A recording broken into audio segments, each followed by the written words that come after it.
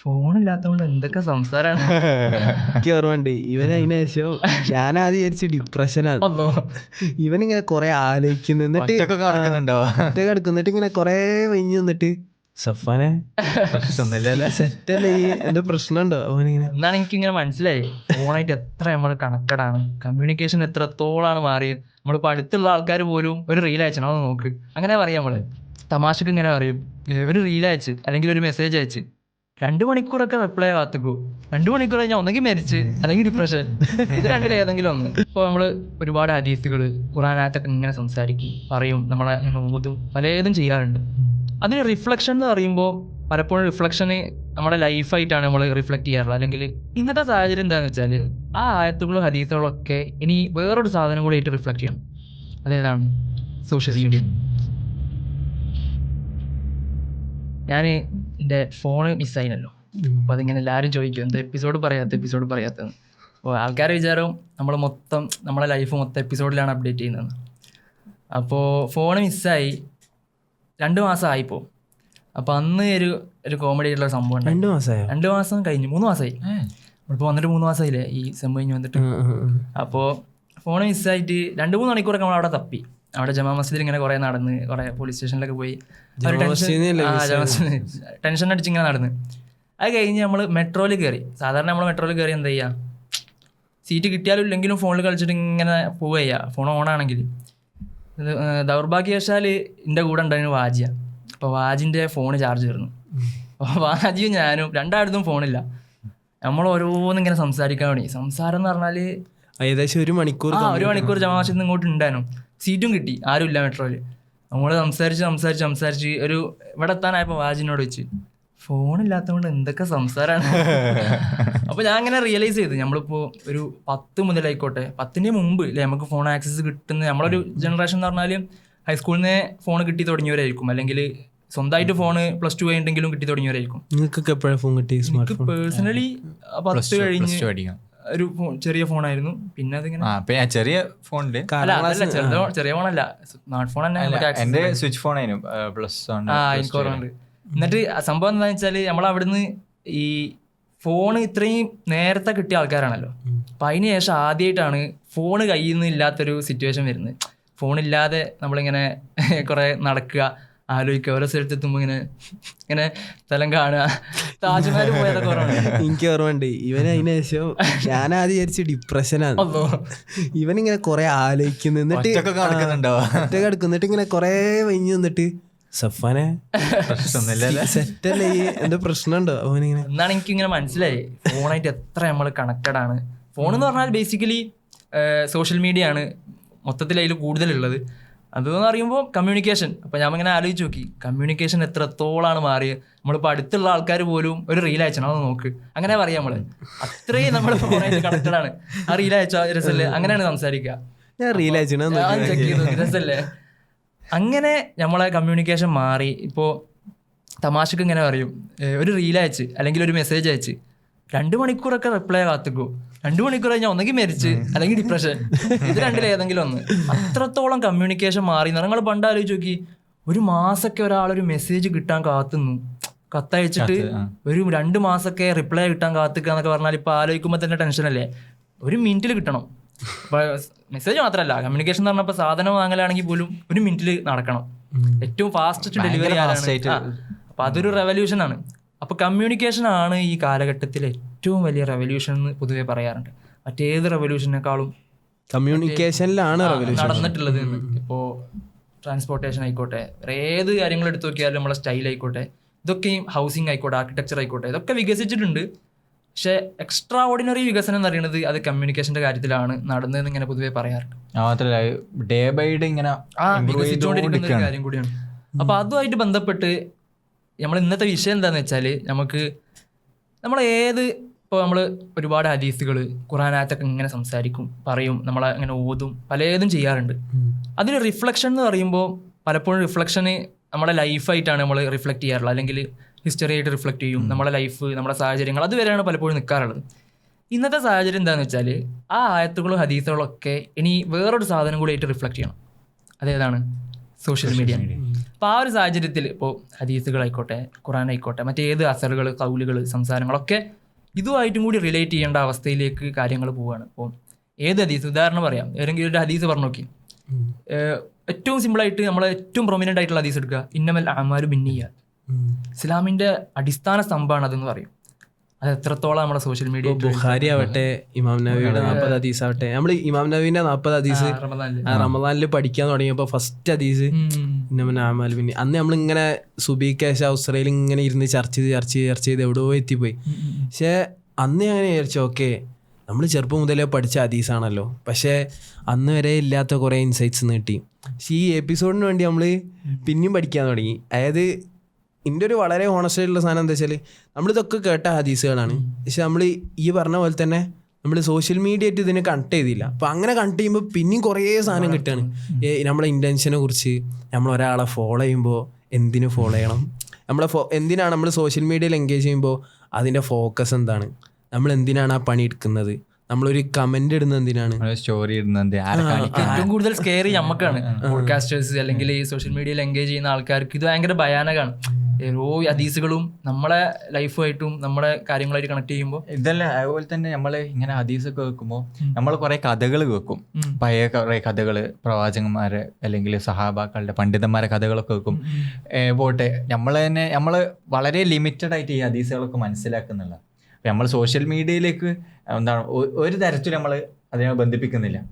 ഞാൻ ഇത് നമ്മളിപ്പോൾ എപ്പിസോഡ് പ്രിപ്പയർ ചെയ്യുമ്പോൾ ഇതൊക്കെ ഇങ്ങനെയൊക്കെ കണക്ട് ആക്കാൻ പറ്റുമല്ലേ എന്ന് ഞാനിങ്ങനെ ആലോചിക്കും. ഞാൻ ആദ്യമായിട്ട് അത്തഹൂർ ശത്രുൽ ഈമാൻ എന്ന് പറഞ്ഞ ഹദീസില്ലേ, അപ്പോൾ അത് ഞാൻ ആദ്യമായിട്ട് ഈ റമദാനിലാണ് മറ്റേ നമ്മളെ ഇർഫാൻ അത് എടുത്തപ്പോഴാണ് ഈ തൊഹാറത്ത് ഹദീസിലുള്ള തൊഹാറത്ത് എന്ന് പറഞ്ഞാൽ നമ്മളെ ശുദ്ധി എന്ന് പറഞ്ഞാൽ ശാരീരിക ശുദ്ധി മാത്രമല്ല, മാനസികമായിട്ടും കൽബ് അതൊക്കെ ഉണ്ട് എന്നുള്ള ഞാൻ ആദ്യമായിട്ട് ആലോചിക്കുന്നത്. ആദ്യമായിട്ട് അങ്ങനെ പാടില്ലല്ലോ, കാരണം ത്വഹാറത്ത് എന്ന് പറഞ്ഞാൽ എല്ലാ അർത്ഥത്തിലുള്ള ത്വഹാറത്തല്ലേ ഉദ്ദേശിക്കുന്നത്. ഇപ്പോൾ ഈ കമ്മ്യൂണിക്കേഷൻ്റെ കാര്യം ആലോചിച്ച് നോക്കാം. ഇപ്പോൾ എനിക്കിങ്ങനെ ഇടയ്ക്ക് ഇടങ്ങാറ് തോന്നുന്നില്ല. അതായത് ഇടങ്ങാറ് ഞാൻ മെയിൻ്റെ ആക്കല്ല, എന്നാലും പോലും നമുക്ക് ഉണ്ടാവില്ല ഒരു ടൈപ്പ് ഓഫ് ഡിസ്ട്രെസ്.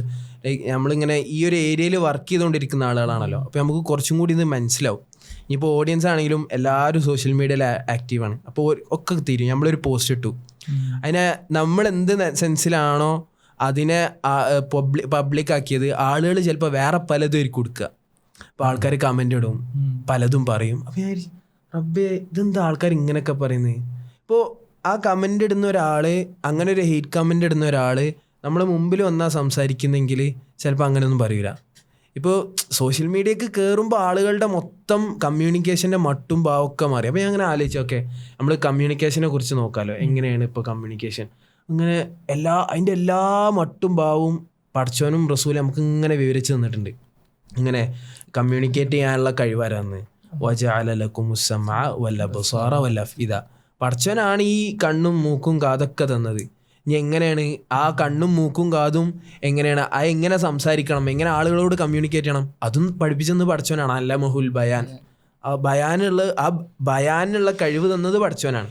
ഇനി അതിൻ്റെ അപ്പുറം പോയി കഴിഞ്ഞാൽ എങ്ങനെ ബയാൻ ചെയ്യണം, അതും വഖൂലു ഖൗലൻ സദീദ, അങ്ങനെ എങ്ങനെ സംസാരിക്കണം എന്നുള്ളത് റസൂൽ നമുക്ക് ഇങ്ങനെ ഇങ്ങനെ മാതൃകയായിട്ട് ഇങ്ങനെ കാണിച്ചിട്ടുണ്ട്. ഇപ്പോൾ ഷമായിൽ മുഹമ്മദിൽ ഇങ്ങനെ പറയുന്നുണ്ട്, അതായത് റസൂലിനോട് ഒരാൾ സംസാരിക്കാൻ വരും. ഇപ്പോൾ ഈവൻ റസൂലിൻ്റെ ഭാര്യ ആവട്ടെ, റസൂലിൻ്റെ കൂട്ടുകാരാവട്ടെ സല്ലല്ലാഹു അലൈഹി വസല്ലം, ആര് സംസാരിക്കാൻ വന്നാലും റസൂല് അവർക്ക് ഫുള്ളായിട്ട് അറ്റൻഷൻ കൊടുക്കും. അതായത് ഫേസ് മുമ്പോട്ട് അവരെ മുഖത്ത് നോക്കി സംസാരിക്കും. ഫേസ് മാത്രമല്ല, ഇപ്പം ഇങ്ങനെ നിൽക്കുക മാത്രമല്ല, മൊത്തം ബോഡി അവരിലേക്ക് ലീൻ ചെയ്തിട്ട് അവരെ ലിസൺ ചെയ്യും. ഇപ്പോൾ പോഡ്കാസ്റ്റിൽ നമ്മളൊരു ഗസ്റ്റ് വരുമ്പോൾ എനിക്ക് കിട്ടിയ ഏറ്റവും വലിയ അനുഗ്രഹം എന്താണെന്ന് വെച്ചാൽ ഒരാളെത്ര മണിക്കൂറും കേട്ടിരിക്കാനുള്ള എനിക്കൊന്നും തീരെ കഴിയാതിരുന്ന സാധനം. നമ്മളെപ്പോഴും നമ്മൾ ജസ്റ്റ് ആലോചിച്ച് നോക്കുക, ഒരാളോട് സംസാരിക്കുമ്പോൾ ഇടയിൽ എത്ര വട്ടം നമ്മൾ ഫോൺ നോക്കുന്നുണ്ടാവും. അപ്പം നമുക്കിങ്ങനെ നമ്മൾ ഒരാളോട് സംസാരിക്കുമ്പോൾ ഉള്ള മര്യാദയെക്കുറിച്ച്, സംസാരിക്കുമ്പോൾ കാണിക്കണ മര്യാദ, സലാം പറയണം, ചിരിക്കണം, അങ്ങനെ കുറേ സാധനങ്ങളൊക്കെ പഠിച്ച്. സോഷ്യൽ മീഡിയയും ഈ ടെക്നോളജി നമ്മളിലേക്ക് വന്നപ്പോൾ എന്ത് മാറ്റാണ്. അപ്പോൾ നമ്മളത് കുറച്ചും കൂടി റീവിസിറ്റ് ചെയ്യണം. നമ്മളതിനെക്കുറിച്ച് ആലോചിക്കുന്നേ ഇല്ല. നമ്മൾ സംസാരിക്കുമ്പോൾ ഒരാൾ വേറെ എന്തെങ്കിലും പണിയെടുക്കുമ്പോൾ നമുക്ക് ഉണ്ടാകുന്ന ഒരു ഇടങ്ങേറുണ്ടല്ലോ, അതേ ഇടങ്ങാറ് തന്നെ ഉണ്ടാവില്ലേ ഒരാളോട് സംസാരിക്കുമ്പോൾ നമ്മൾ ഫോൺ നോക്കുന്നത് വാട്സപ്പിൽ ടെക്സ്റ്റ് ചെയ്യുന്നത്. പക്ഷേ ഭയങ്കര റൂഡായിട്ടുള്ളൊരു സാധനമായിട്ട് നമ്മൾ പോലും മനസ്സിലാക്കില്ല. അതിൽ ഇങ്ങനെ വെച്ചാൽ ഇപ്പോൾ ഒരാളെ പരിഗണിക്കുന്നതിൽ മുമ്പത്തെ കാലത്തൊക്കെ ഇപ്പോൾ വീട്ടിൽ വാപ്പ വന്ന്, അപ്പോൾ വാപ്പ വന്നാൽ നമ്മളെന്താക്കും, ഒന്ന് എണീറ്റിക്കും, അല്ലെങ്കിൽ ആരെങ്കിലുമൊക്കെ അതിഥി വന്നു, ഗസ്റ്റ് വന്നു, അപ്പോൾ നമ്മളൊന്ന് എണീറ്റിക്കും, അല്ലെങ്കിൽ ഓരോന്ന് പരിഗണിക്കും. പക്ഷേ ഈ കാലത്ത് ആ പരിഗണനൻ്റെ ഒരു ഇത് പറയുന്നത് വെച്ചാൽ ഒന്നേ ഫോൺ എടുത്ത് വെക്കുക, അല്ലെങ്കിൽ നമ്മൾ ഇയർഫോൺ അയച്ചു വെക്കുക. അത് ആ പരിഗണനൻ്റെ ഇത് പറയുന്നത്. ഈ മലയാളികളെ കുറിച്ച് പറയല്ലോ, നമുക്ക് മുണ്ടുണ്ടായോണ്ട് സുഖം, മുണ്ട് മടിക്കാല് റെഡിയായി.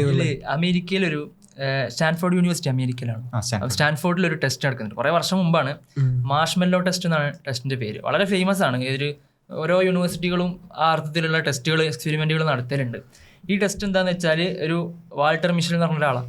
അപ്പം ഇത് കുറച്ച് ആളുകളുടെ മുമ്പിൽ, കുറച്ച് കുട്ടികളുടെ മുമ്പിൽ, ഒരു 3-4 വയസ്സുള്ള കുട്ടികളുടെ മുമ്പിൽ കുറച്ച് ഫുഡ് ഒബ്ജക്ട്സ് വെച്ചിട്ട് അത് തുടരുത് എന്ന് കൽപ്പന കൊടുക്കുകയെന്ന്. യൂട്യൂബിൽ അവൈലബിൾ ആണ് ആ സാധനം. അപ്പോൾ കുറേ കുട്ടികൾ ഇങ്ങനെ ഭയങ്കര രസമാണ്. ഓല് ഇങ്ങനെ ചില ആൾക്കാരൊക്കെ ഇങ്ങനെ തൊട്ടിട്ട് ഇങ്ങനെ നക്കി നോക്കും, ഇവിടെ അവിടെ തന്നെ വെക്കും.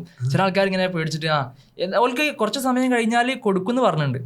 അപ്പോൾ അതുകൊണ്ട് സൊബർ കാണിക്കണം. അപ്പോൾ കുറച്ച് ആൾക്കാർ ഇതിങ്ങനെ എടുത്തു നോക്കും, ചില ആൾക്കാർ ഇങ്ങനെ തൊടാൻ വേണ്ടി പോയിട്ട് ഇങ്ങോട്ട് വെക്കും. ചില ആൾക്കാർ എന്താണ് ഫുഡ്, ചോക്ലേറ്റ് അങ്ങനത്തെ ഓൾക്ക് ഇഷ്ടപ്പെട്ട ഒരു സാധനം ഇഷ്ടമുള്ളതാണ്. അപ്പൊ എന്നിട്ട് ചില ആൾക്കാരൊക്കെ എന്ത് ചെയ്യും, കുറെ ആൾക്കാർ ശ്രമിച്ച് ഇങ്ങനെ നിൽക്കും കഴിയണവരെ. അപ്പൊ അത് ഡിലേറ്റ് ഗ്രാറ്റിഫിക്കേഷൻ ആണല്ലോ, അപ്പൊ അവിടെ കാത്തു നിൽക്കണവര്.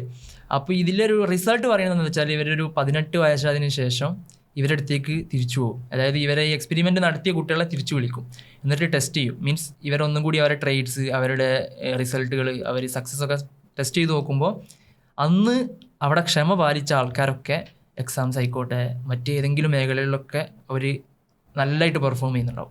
അന്ന് ക്ഷമ കാണിക്കാതെ ഈ എന്താ പറയുക, ഈ ടെസ്റ്റിൽ ആ ഫുഡ് എടുക്കാൻ ശ്രമിച്ചേ, ടേസ്റ്റ് ചെയ്ത് അങ്ങനെ തന്നെ വെച്ചേ, ഫുള്ളെടുത്ത് കഴിച്ചേ, ഓരൊക്കെ അവരുടെ റിസൾട്ടുകളിൽ ഒരുപാട് ബാക്കിലായിട്ട്, എക്സാം മാത്രമല്ല മറ്റു പല ഏരിയകളിലും ബാക്കിലായിട്ട് കാണുന്നതായിട്ട് ഈ ടെസ്റ്റ് പറയുന്നുണ്ട്. അതായത് ഇന്നിപ്പോൾ നമ്മൾ പെട്ടെന്നൊരു നഴ്സറി കയറി എന്ന് വിചാരിച്ചോളി. ആ നഴ്സറി കയറിയാൽ ഒരാൾ ചെടി വാങ്ങുന്നുണ്ടെങ്കിൽ ഏത് ചെടിയാണ് വാങ്ങുക? ഒരു ഫ്രൂട്ട് ചെടി വാങ്ങുകയെന്ന് വിചാരിച്ചോ, ഏത് ചെടിയാണ് വാങ്ങുക? ഏറ്റവും പെട്ടെന്ന് കായ്ക്കുന്ന ചെടി. അങ്ങനല്ലേ നഴ്സറികൾ അങ്ങനെ കഴിഞ്ഞിട്ട് എല്ലാം കഴിഞ്ഞ് 1 വർഷം കൊണ്ട് കായ്ക്കുന്ന ചെടി, അല്ലെങ്കിൽ 6 മാസം കൊണ്ട് കായ്ക്കുന്ന ചെടി. പെട്ടെന്ന് നമുക്ക് എല്ലാം കിട്ടണം. നേരത്തെ പറഞ്ഞ പോലെ ഡെലിവറി ആയിക്കോട്ടെ ഒക്കെ ഏറ്റവും ഫാസ്റ്റ് ആയിട്ട് ആര് തരുന്നോ അതാണ് അവിടെ ബിസിനസ് ആയിട്ട് വർക്ക് ചെയ്യുന്നത്. അപ്പൊ ആ ഒരു കാലഘട്ടത്തിലാണ് നമ്മൾ ജീവിച്ചുകൊണ്ടിരിക്കുന്നത്. Full instant gratification. നമ്മള് ലാസ്റ്റ് ഒരു എപ്പിസോഡ് ചെയ്തിരുന്നല്ലോ അംജദ് ഖാന്റെ കൂടെ. നല്ല എന്താ പറയാ, ആൾക്കാർക്ക് നല്ല കണക്ട് ആവുന്ന എപ്പിസോഡും കൂടിയാണ്. അതിന്റെ ഒരു ബാക്കി കൂടെ. അപ്പോൾ അതിന്റെ ഒരു എക്സ്റ്റൻഷൻ ആയിട്ട് നമുക്ക് വേണമെങ്കിൽ ഈ എപ്പിസോഡിനെ അങ്ങനെ മനസ്സിലാക്കാൻ കഴിയും. അതിൽ നമ്മൾ ഈ ഇൻസ്റ്റന്റ് ഗ്രാറ്റിഫിക്കേഷനെ കുറിച്ച്, ഈ AI വന്നോട് ടെക്നോളജിയിൽ വന്നപ്പോൾ നമ്മുടെ മൈൻഡ് സെറ്റിൽ ഉണ്ടായ മാറ്റം എന്ന് പറഞ്ഞിട്ട് അന്ന് അംജദ് പോഡ്കാസ്റ്റിൽ കുറച്ച് സാധനം സംസാരിച്ചുള്ളൂ. പക്ഷെ അതിന് മുമ്പ് ശേഷമൊക്കെ നമ്മളിങ്ങനെ ഇരുന്നപ്പോൾ ചായക്കടയിൽ ഇരുന്നപ്പോഴും അങ്ങനെ കുറേ നേരം അംജദ് ഇങ്ങനെ ഇരുന്നിട്ട് നിസ്കാരം കഴിഞ്ഞിട്ട് ഒക്കെ ഇങ്ങനെ അംജദ് കുറേ നമുക്ക് കിട്ടിയൊരു സാധനം അതാണ്. എപ്പിസോഡിൽ മാത്രമല്ല, അതിന് ശേഷവും മുമ്പൊക്കെ ആയിട്ട് പറയാത്ത കുറേ ഡിജിറ്റൽ ഡീടോക്സിഫിക്കേഷൻ നമ്മള് അതിന് ശേഷമാണ് എനിക്ക് ഭയങ്കര സങ്കടമായത്. അതായത് ഔട്ട് ഓഫ് ടോപ്പിക്കാണ്. അതായത് അംജദ് അന്ന് പറഞ്ഞ കുറേ സാധനങ്ങളുണ്ട്, ഭയങ്കര ജമ്മായിട്ട് എനിക്ക് ഫീൽ ചെയ്തു. അതായത് ഓക്കെ ഇതൊരു ഓഡിയൻസിലേക്ക് എത്തിക്കഴിഞ്ഞാൽ ഭയങ്കര ഇൻസൈറ്റ് ആയിരിക്കും, പക്ഷെ പോഡ്കാസ്റ്റിലൊന്നും വന്നില്ല. അപ്പോൾ അതിനുശേഷം ഈ ശ്രദ്ധിച്ചിട്ടുണ്ടാവില്ല, ഏത് ഗസ്റ്റ് വരുമ്പോഴും നമ്മളിങ്ങനെ ക്യാമറ സെറ്റ് ചെയ്യണ ടൈം ഉണ്ടല്ലോ, അപ്പോൾ നമ്മളിങ്ങനെ സംസാരിക്കുമ്പോൾ നമുക്ക് ഇതിനെ കുറിച്ച് സംസാരിച്ചാലോ എന്നൊക്കെ പറഞ്ഞിട്ട് അവരിങ്ങനെ പറയാം, അപ്പോൾ നിങ്ങൾ ഉണ്ടായിരിക്കും ഇപ്പം വേണ്ട, ഇപ്പം പറഞ്ഞാൽ ഇതിഞ്ഞ് വരില്ല. അപ്പം അന്ന് ഈ ഇൻസ്റ്റന്റ് ഗ്രാറ്റിഫിക്കേഷനെ കുറിച്ചൊക്കെ ഭയങ്കരമായിട്ട് ഈ സാധനം നമ്മുടെ മൈൻഡ് സെറ്റ് ആ നിലക്കും അറിയാം. നമുക്ക് ഇപ്പോൾ ഈ ഷോർട്ട് ഫോം കണ്ടന്റിന് അല്ലെങ്കിൽ ഈ റീൽസിനും ഷോർട്സിനും ഇത്ര പ്രാധാന്യം വരാൻ കാരണം എന്താ? വളരെ ഷോർട്ടാണ്, ഒരുപാട് നേരമൊന്നും ആൾക്കാർക്ക് ഇരിക്കാൻ കഴിയുന്നില്ല. അപ്പോൾ ഈ ഇരിക്കാൻ കഴിയാത്ത പ്രയാസം അതൊരു വളരെ ട്രൂത്താണ്, ഭയങ്കര ഫാക്റ്റാണ്. ആൾക്കാർക്ക് ഒന്നിനും ഇത് പറ്റുന്നില്ല, കാത്തിരിക്കാൻ. അതിലൊരു തമാശ തോന്നിയൊരു സാധനം ഈ പറഞ്ഞ പോലെ, നമ്മള് ഈ റീൽസിന്റെ പ്രത്യേകത എന്താ പറഞ്ഞാൽ പെട്ടെന്ന് കണ്ടന്റുകൾ മാറുകയാണല്ലോ. ഒരു സങ്കടകരമായിട്ടുള്ള ഒരു കാഴ്ച കണ്ട അടുത്ത മൊമെന്റിൽ കോമഡി, അടുത്ത മീം, അങ്ങനെ വരുന്നൊരു അവസ്ഥ ഉണ്ടല്ലോ. അപ്പം ഞാനിങ്ങനെ ഇത് വേറൊരു സാധനമാണ്, ഞാനിങ്ങനെ എൻ്റെ ഒരു സീനിയറിനോട് ഇങ്ങനെ എങ്ങനെയാണ് നമ്മളിപ്പോൾ പഠിക്കുക, എല്ലാവരും പല കഴിവും കരസ്ഥമാക്കുന്നു, പല ഏരിയകളും പഠിക്കുന്നു, അപ്പം നമ്മളെന്തിനെ ഫോക്കസ് ചെയ്ത് പഠിക്കണ്ടേ എന്നൊരു ഡൗട്ട് ഇങ്ങനെ എടുക്കുക വന്ന്. നമ്മളൊരു വിഷയത്തിൽ ഫോക്കസ് ചെയ്യണ്ടേ, കുറേ സാധനങ്ങൾ പഠിക്കുകയാണ് വേണ്ടത്. അപ്പം ഇപ്പം ഇങ്ങനെ എന്നോട് പറഞ്ഞൊരു സാധനം, നമ്മളങ്ങനെ ഫോക്കസിങ് ഒന്നും ഈ കാലഘട്ടത്തിൽ ആവശ്യം ഉണ്ടാവില്ല. കാരണം എല്ലാവർക്കും എല്ലാ അറിവും കരസ്ഥമാക്കാൻ പറ്റുന്ന എല്ലാവരും എല്ലാ അറിവും കുറച്ച് അറ്റൻഷൻ സ്പാനുള്ള ആൾക്കാർക്ക് എല്ലാം ഇങ്ങനെ കേട്ടിരിക്കാനുള്ള സമയമല്ല. അപ്പം എല്ലാ ഏരിയകളിലും ഒരു പ്രാഥമിക ധാരണ ഉണ്ടാവുക എന്നുള്ളതാണ് നമ്മൾ കരസ്ഥമാക്കേണ്ട ഒരു സ്കില്ല് ഇങ്ങനെ ഉപരി പറഞ്ഞു. അപ്പോൾ വളരെ ശരിയാണ്, എല്ലാവർക്കും എല്ലാ കാര്യങ്ങളിലും ബേസിക് നോളജ് ഉണ്ടായി വരുന്നുണ്ട്. കാരണം ഇതിങ്ങനെ കാണുന്നോണ്ടുള്ളൊരു ആക്സസ് ഓഫ് നോളജ് ഭയങ്കരമായിട്ടുണ്ടല്ലോ, ആർക്കും എന്തും പഠിക്കാം. അതുപോലെ തന്നെ ഇത് നമ്മളെ ആൾക്കാരെന്ന് പറയും. ഞാൻ എന്നെ തന്നെ ശ്രദ്ധിച്ചു നോക്കി. എന്നിട്ട് ഞാൻ ഈ എപ്പിസോഡിന് വായിക്കുമ്പോൾ ഞാൻ കുറച്ച് വായിക്കും, പിന്നെ എനിക്ക് തീരെ കോൺസെൻട്രേഷൻ കിട്ടില്ല. എന്നിട്ട് ഞാൻ ഇൻസ്റ്റാഗ്രാം നോക്കുമ്പോൾ റീലും കുറച്ച് നേരം നോക്കും, പിന്നെ അവിടെയും ഇതാവില്ല. ഞാൻ ഫേസ്ബുക്ക് നോക്കും, ഫേസ്ബുക്ക് എന്തെങ്കിലും പോസ്റ്റൊക്കെ എടുത്ത് വായിച്ചു നോക്കും, അപ്പോഴും അവിടെയും കുറേ നോക്കില്ല. എന്നിട്ട് പിന്നെ വായിക്കാൻ തുടങ്ങും. അങ്ങനെ വളരെ എന്താണ് കോൺസെൻട്രേഷൻ അറ്റൻഷൻ സ്പാന് കിട്ടുന്നുള്ളൂ.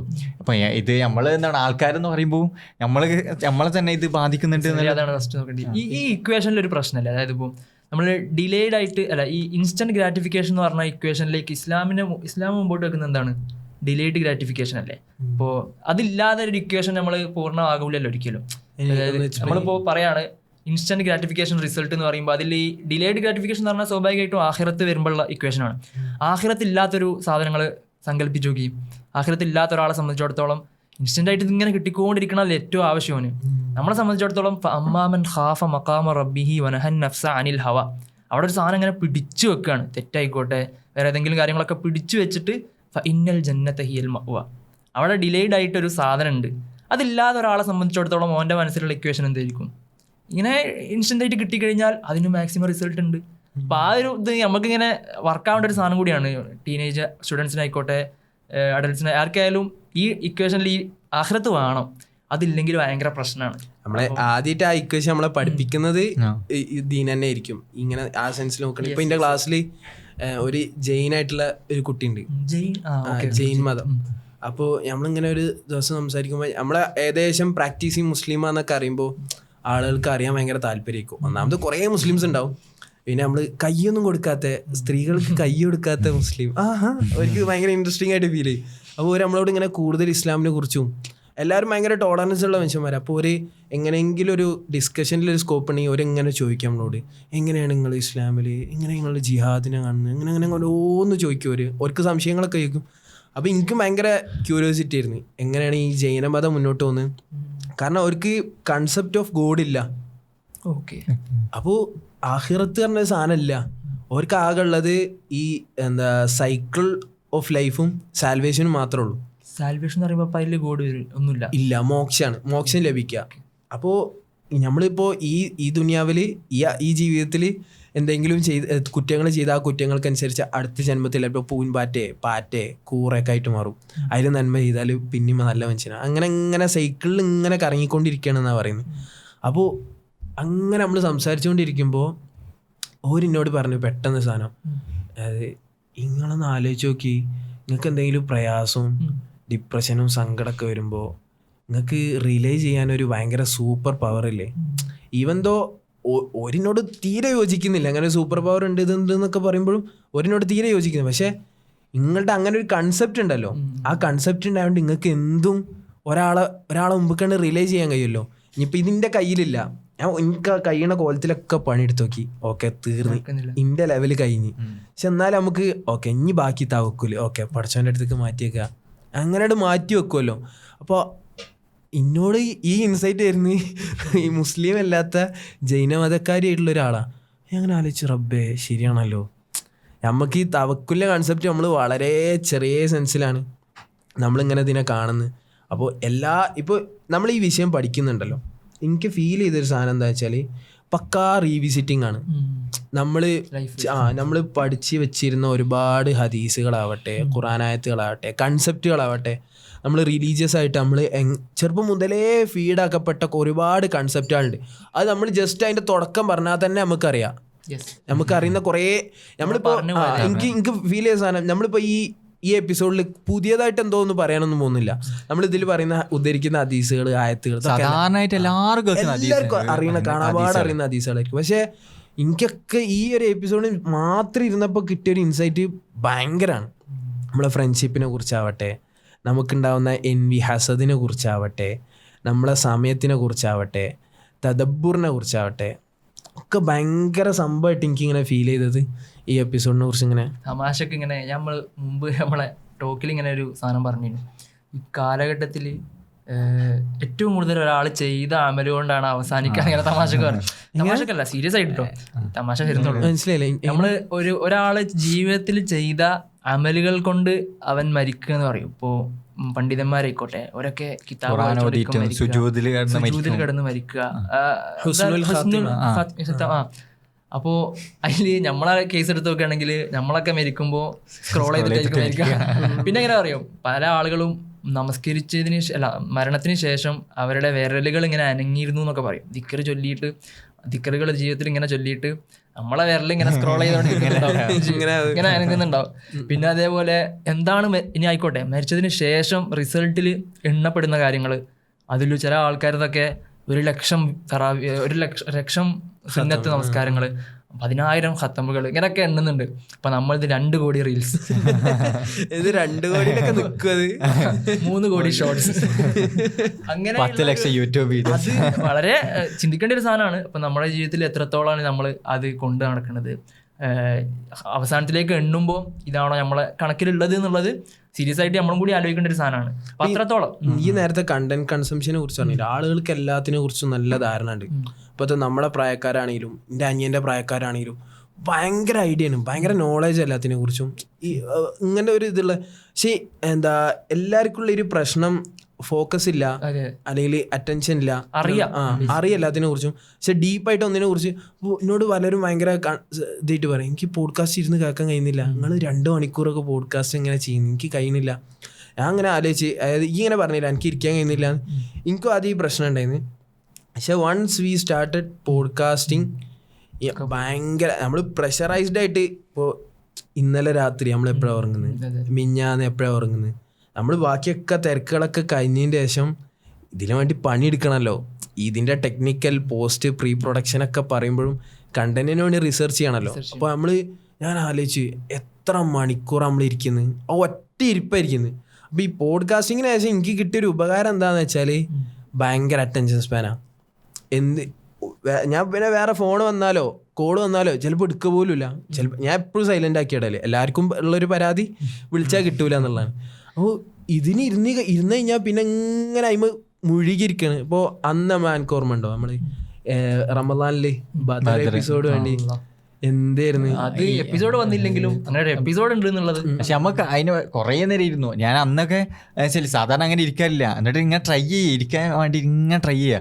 അതായത് നമ്മള് കഴിഞ്ഞ റമദാനില് ബദറിന്റെ സംഭവം ഒരു 17ാമത്തെ നോമ്പൊക്കെ ആയപ്പോഴാണ് നമുക്ക് പെട്ടെന്ന് കത്തി നമുക്ക് ബദറിനെ കുറിച്ച് സംസാരിച്ചാലോ. പക്ഷെ നമ്മൾ നോക്കുമ്പോൾ ബദറിന്റെ ഓരോ മൈന്യൂട്ട് ഡീറ്റെയിൽസും അതിന്റെ പ്രീ കഥകളും അതിലേക്ക് എത്തുന്ന സബബുകളും അതിൻ്റെ മൊത്തം സംഭവങ്ങളും അതിനുശേഷം ആ പാഠങ്ങൾ എന്താണ് ബദറിൽ നമ്മൾ ഉൾക്കൊള്ളേണ്ടത്, ഇങ്ങനെയൊക്കെ ഇങ്ങനെ കുറേ പ്ലാൻ ചെയ്ത് പഠിച്ച് എനിക്ക് ഓർമ്മയുണ്ട് എത്രയോ മണിക്കൂറുകൾ. നമ്മളിവിടെ അന്നാണ് ഈ ഒരു ഇരുത്തം തുടങ്ങിയത്, ഈ കൃത്യമായിട്ട് ഇങ്ങനെ ടേബിൾ ഇട്ടിട്ട് രാത്രി ഇരുന്ന്.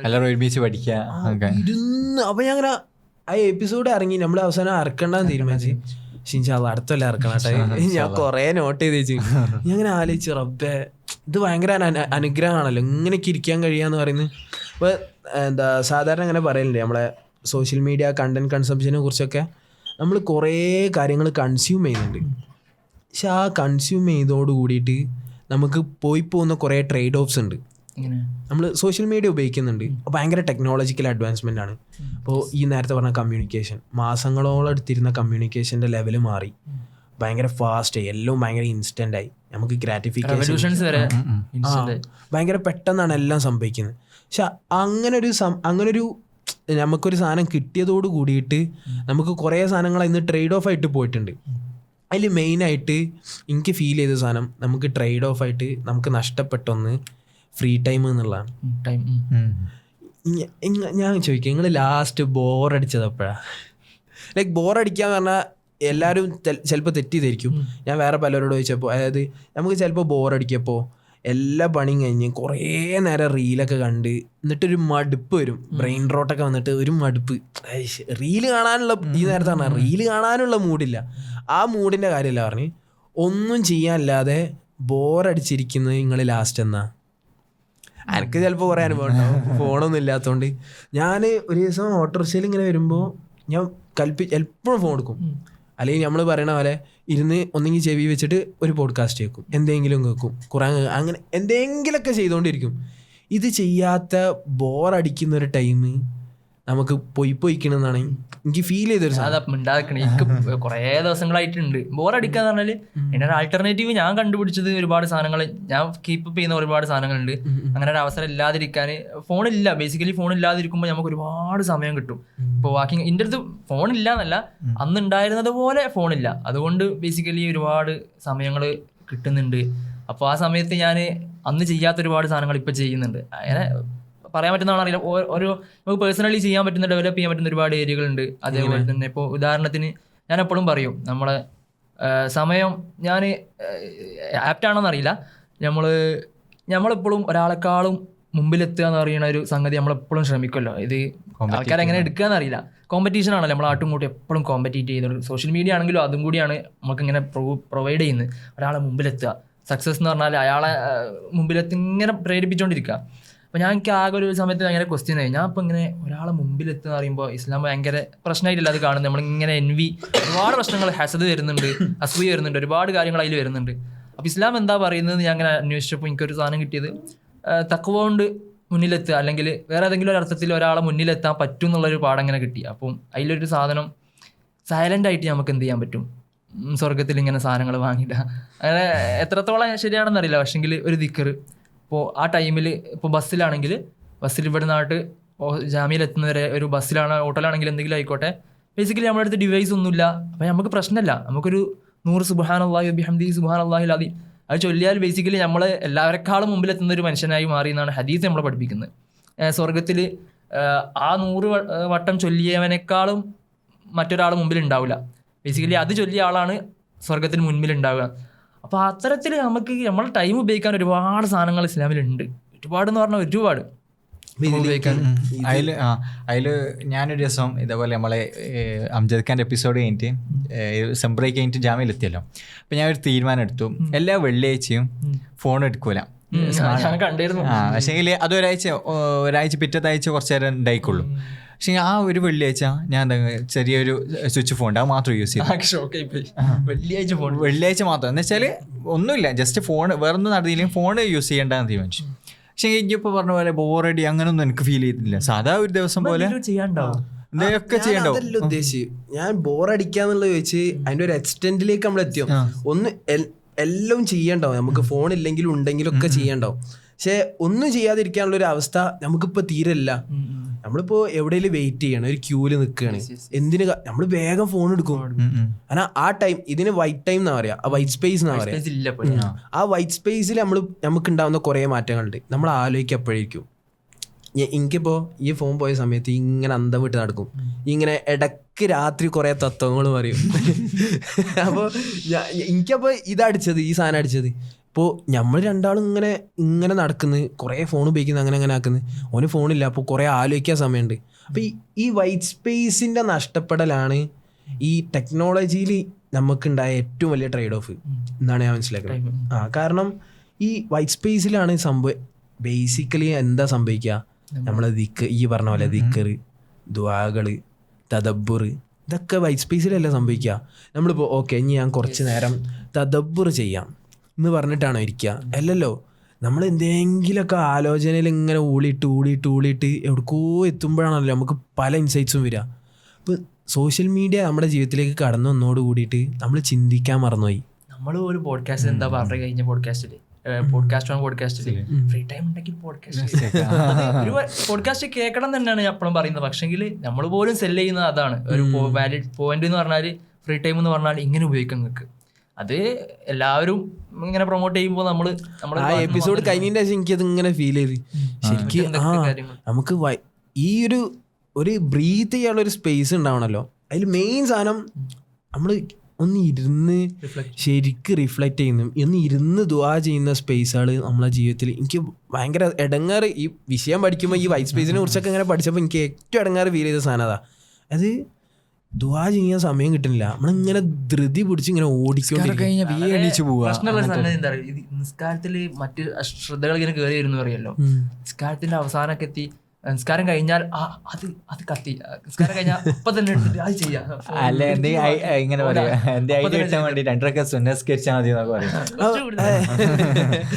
അങ്ങനല്ല ഞാൻ ഉദ്ദേശിക്കുക. അതായത് നമുക്കൊന്ന് ഇരുന്ന് ഇപ്പൊ നേരത്തെ ഈ പറഞ്ഞ പോലെ ദിക്റൊക്കെ ചൊല്ലി കുറച്ച് നേരം പടച്ചോനും ഞാനും മാത്രമായി നിൽക്കുന്ന സന്ദർഭം, അല്ലെങ്കിൽ നമ്മളെ ജീവിതത്തിൽ സംഭവിക്കുന്ന പല സാധനങ്ങളും നമുക്ക് സോർട്ട് ചെയ്യാൻ പറ്റുന്ന ഈ ഒരു വൈറ്റ് ടൈമിലാണ്. എന്തപ്പോ നമ്മളിങ്ങനെ ആലോചിക്കും, അതായത് സ്കൂള്, പഠനം, പോഡ്കാസ്റ്റ്, ജീവിതം, റിസ്ക്, ഇങ്ങനെ ഇതിൻ്റെ ഒരു ഫ്ലോയിൽ അങ്ങനെ പോയിക്കൊണ്ടിരിക്കും. നമ്മളിങ്ങനെ ആലോചിക്കുക കഴിഞ്ഞ 3 മാസത്തിൽ എന്തൊക്കെയാണ് നമ്മളെ ലൈഫിൽ സംഭവിച്ച്, ഒന്നും നമുക്ക് ആലോചിക്കാൻ സമയമില്ല. നമ്മളങ്ങനെ ആ ഫ്ലോയിൽ പോയിക്കൊണ്ടിരിക്കുകയാണ്. അപ്പോൾ സോഷ്യൽ മീഡിയയിൽ ഏറ്റവും വന്ന ട്രേഡ് ഓഫ് ഈ വൈറ്റ് ടൈം, തദബ്ബുർ ഇല്ല എന്നുള്ളതാണ്. നമ്മൾ പലപ്പോഴും പലയിടത്തും തദബ്ബുറിനെ കുറിച്ചൊക്കെ ഭയങ്കര സംഭവമായിട്ട് പറയും. നിങ്ങൾ അഫലാ താഖിലൂൻ, അഫലാ തതഫക്കറൂൻ, നിങ്ങൾ ചിന്തിക്കുന്നില്ലേ, പഠിക്കുന്നില്ലേ എന്നൊക്കെ ഖുർആൻ പറയുന്നുണ്ട്. യാത്രനെ കുറിച്ച് പറയുമ്പോൾ നിങ്ങൾ ചിന്തിക്കാൻ വേണ്ടിയിട്ടാണ് യാത്ര ചെയ്യുന്നത്. നമ്മളിപ്പോൾ യാത്രനെ കുറിച്ച് കുറേ എപ്പിസോഡുകൾ പറഞ്ഞല്ലോ. അപ്പോൾ ഈ എപ്പിസോഡുകളിലൊക്കെ നമ്മളിങ്ങനെ ഖുർആനെ വെച്ച് കോട്ട് ചെയ്തിട്ട് പറയും, നമ്മൾ യാത്രയിലെ ഏറ്റവും നല്ല യാത്ര അത് അള്ളാഹിനെ കുറിച്ചുള്ള ദിക്റോട് കൂടിയിട്ട് ചിന്തിപ്പിക്കുന്ന യാത്രകളാണ് ഏറ്റവും നല്ല യാത്രകൾ എന്നൊക്കെ നമ്മളിങ്ങനെ സംസാരിച്ചിരുന്നു. പക്ഷേ നമ്മളിപ്പോൾ യാത്ര ചെയ്യുന്നില്ല, എന്തൊക്കെയാണെങ്കിലും ഈ ചിന്തിക്കുന്നില്ലല്ലോ. നമ്മളിങ്ങനെ അന്തം വിടുന്നില്ല. അതാ വേറെ കാര്യം. അന്തം വിടാതെ നമ്മളിങ്ങനെ ഒരു ഹവേലങ്ങനെ പോയിക്കൊണ്ടിരിക്കുകയാണ്, ഇതിൻ്റെ ഓട്ടത്തിൽ ഇങ്ങനെ കുടുങ്ങിക്കൊണ്ടിരിക്കുകയാണ്. ഇതിൽ ഇപ്പോൾ ഈ സോഷ്യൽ മീഡിയ ആയിട്ട് ബന്ധപ്പെട്ട് നമ്മളെ ഹദീസുകളെ കണക്ട് ചെയ്യുമ്പോൾ മറ്റൊരുപാട് ഏരിയകളും കൂടി ഉണ്ട്. അപ്പോൾ അതിൽ എനിക്ക് നമ്മൾ പേഴ്സണലി ഇപ്പോൾ നമ്മളൊക്കെ ഒരു ഫ്രണ്ട്സാണ്, ഒരുപാട് ഫ്രണ്ട്ഷിപ്പാണ് ഡെവലപ്പ് ചെയ്തുകൊണ്ടിരിക്കുന്നത് ബേസിക്കലി. അപ്പോൾ അതുപോലെ തന്നെ ബന്ധങ്ങൾ, അതിലൊരു റെവല്യൂഷൻ ഇങ്ങനെ പറയും. സോഷ്യൽ മീഡിയ റെവല്യൂഷൻ എന്ന് പറഞ്ഞാൽ കമ്മ്യൂണിക്കേഷൻ റെവല്യൂഷൻ അല്ല, അതൊരർത്ഥത്തിൽ ഫ്രണ്ട്ഷിപ്പ് റെവല്യൂഷനും കൂടിയാണ്. ബന്ധങ്ങൾ തമ്മിലുള്ള മാറ്റം എന്ന് പറയുന്നത് ഭയാനകമായ മാറ്റമാണ്.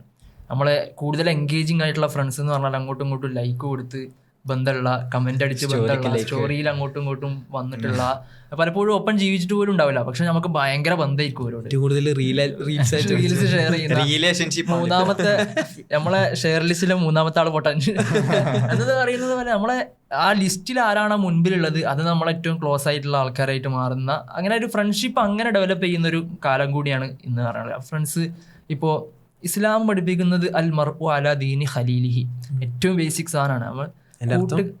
ഒരു മനുഷ്യൻ അവന്റെ സഹോദരന്റെ ദീനിലാണ്. ദീനിൽ എന്ന് പറഞ്ഞാൽ അവന്റെ സ്വഭാവം, ഏതൊക്കെ കാര്യങ്ങൾ എടുത്തു നോക്കിയാലും അവന്റെ ഫ്രണ്ടിനെ നമ്മൾ നിരീക്ഷിച്ചാൽ അവന് നമുക്ക് മനസ്സിലാകും. ഒരു പക്ഷേ അത് പലപ്പോഴും ഈ കാലഘട്ടത്തിൽ ഇപ്പോൾ സോഷ്യൽ മീഡിയയിൽ നമ്മളെ ഫ്രണ്ട്സ് ആരാണ്, നമ്മൾ ആരൊക്കെയാണ് ഫോളോ ചെയ്യുന്നത്, ഇതൊന്നും നമ്മൾ അറിയാതെ ഫോളോ ചെയ്യുന്നൊന്നുമല്ലല്ലോ. നമ്മളൊരാളെ ഫോളോ ചെയ്യാന്ന് പറഞ്ഞാൽ ഉറപ്പാണ് നമുക്ക് അതിൻ്റെതായ ലക്ഷ്യങ്ങൾ, നമുക്ക് അതിൻ്റെതായ താല്പര്യങ്ങൾ ഒക്കെ ഉണ്ടാവും. ഒരാളെ സോഷ്യൽ മീഡിയ ലിസ്റ്റ് എടുത്ത് നോക്കിക്കഴിഞ്ഞാൽ, അവൻ്റെ ഫീഡ് എടുത്ത് നോക്കിക്കഴിഞ്ഞാൽ ചിലപ്പോൾ അവൻ്റെ ട്രേറ്റ്സുകൾ അതിൽ വന്നിട്ടുണ്ടാകും. അപ്പോൾ അതൊന്നും എന്താ പറയുക ഒക്കേഷണലി വരുന്നതല്ല, അത് അങ്ങനെ തന്നെ ഉള്ളതാണ്, അവൻ്റെ സ്വഭാവത്തിലുള്ളതായിരിക്കും. നമ്മൾ ഫോളോ ചെയ്യുന്ന ഒരാൾ നമ്മളെ ഫീഡിലേക്ക് ഒരു 15 വട്ടം ഒരു ദിവസം വരുന്നുണ്ടെങ്കിൽ ഓ നമ്മളെ ക്ലോസ് ഫ്രണ്ട് ആണെന്നാണ് അർത്ഥം.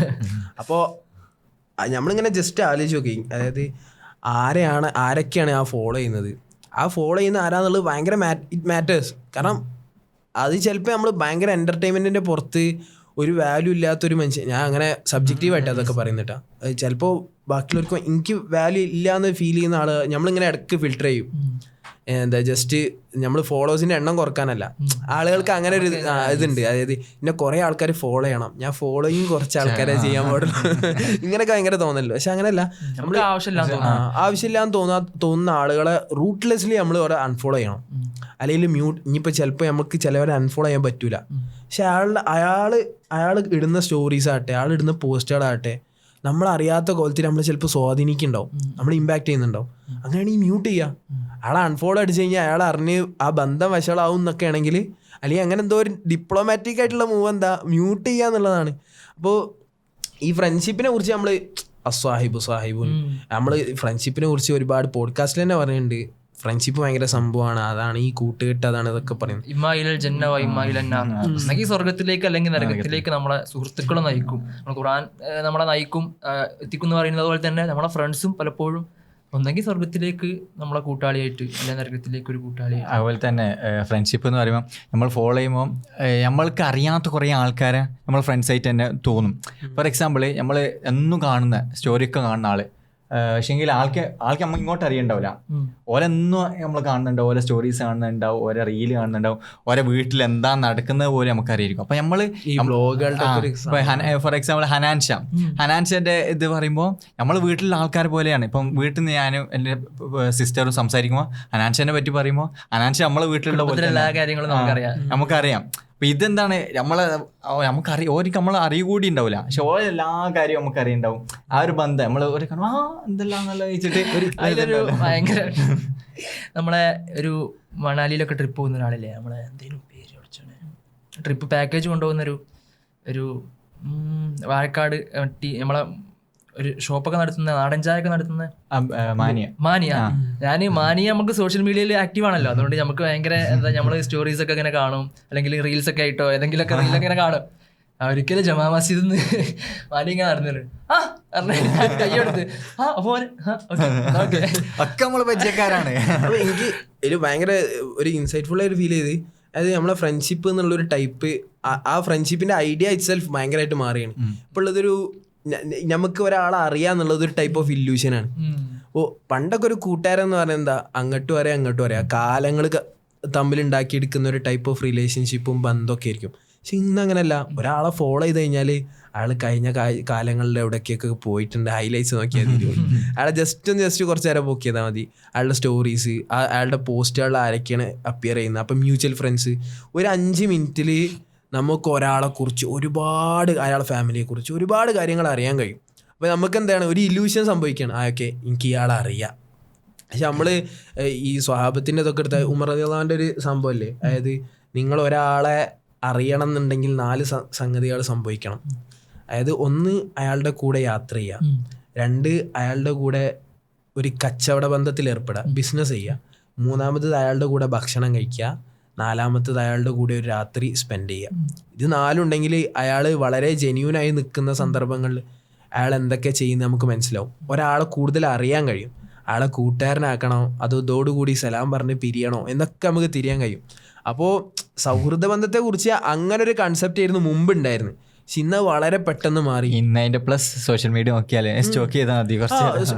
അപ്പോൾ ഇങ്ങനെ സ്റ്റോക്ക് ചെയ്യുമ്പോൾ നമുക്ക് കിട്ടുന്ന ഇൻഫോർമേഷൻ എന്താ, അതും ഒരു സ്വന്തം നിലക്ക് പ്രസന്റ് ചെയ്യുന്ന ഇൻഫോർമേഷൻ ആണല്ലോ, ഹൈലൈറ്റ്സ് മാത്രമേ പ്രസന്റ് ചെയ്യൂ. ഇപ്പൊ ഞാൻ നിങ്ങൾ എന്റെ ഫീഡ് എടുത്ത് നോക്കിയാൽ വളരെ ഹാപ്പി, വളരെ ഒരുപാട് ഫ്രണ്ട്സ് ഉള്ള കൂടെ യാത്ര ചെയ്യാനൊക്കെ എന്തൊക്കെ പറയാം ആൾക്കാർ. അത് ജസ്റ്റ് ആലോചിച്ച് നോക്കുക. അതായത് സോഷ്യൽ മീഡിയ ഒന്നോട് കൂടിയിട്ട് ഈ മൊത്തം idea of friendship it self മാറിയിട്ടുണ്ട്. അതിൽ ഈ പറഞ്ഞ പോലെ അനാൻഷാന്റെ സംഭവം വന്ന പോലെ ഇപ്പോൾ ഈ പറഞ്ഞ മനീൻ്റെ സംഭവം പോലെ തന്നെയാണ് 1 വേ ഫ്രണ്ട്ഷിപ്സുകൾ കൂടി. അപ്പോൾ നമുക്ക് പേഴ്സണലി ഉണ്ടാകുന്ന അനുഭവമാണ്. പലയിടത്തുനിന്നും ആളുകൾ നമ്മളെ കാണും, എന്നിട്ട് കാണുമ്പോൾ കയ്യരുമ്പോൾ ഇതുവരെ ജീവിതത്തിൽ കാണാത്ത മനുഷ്യന്മാരായിരിക്കും, ഭയങ്കര സ്ട്രേഞ്ചേഴ്സ് ആയിരിക്കും. പക്ഷേ ഒരിക്കലും നമ്മളെ കുറിച്ച് എല്ലാം അറിയാം.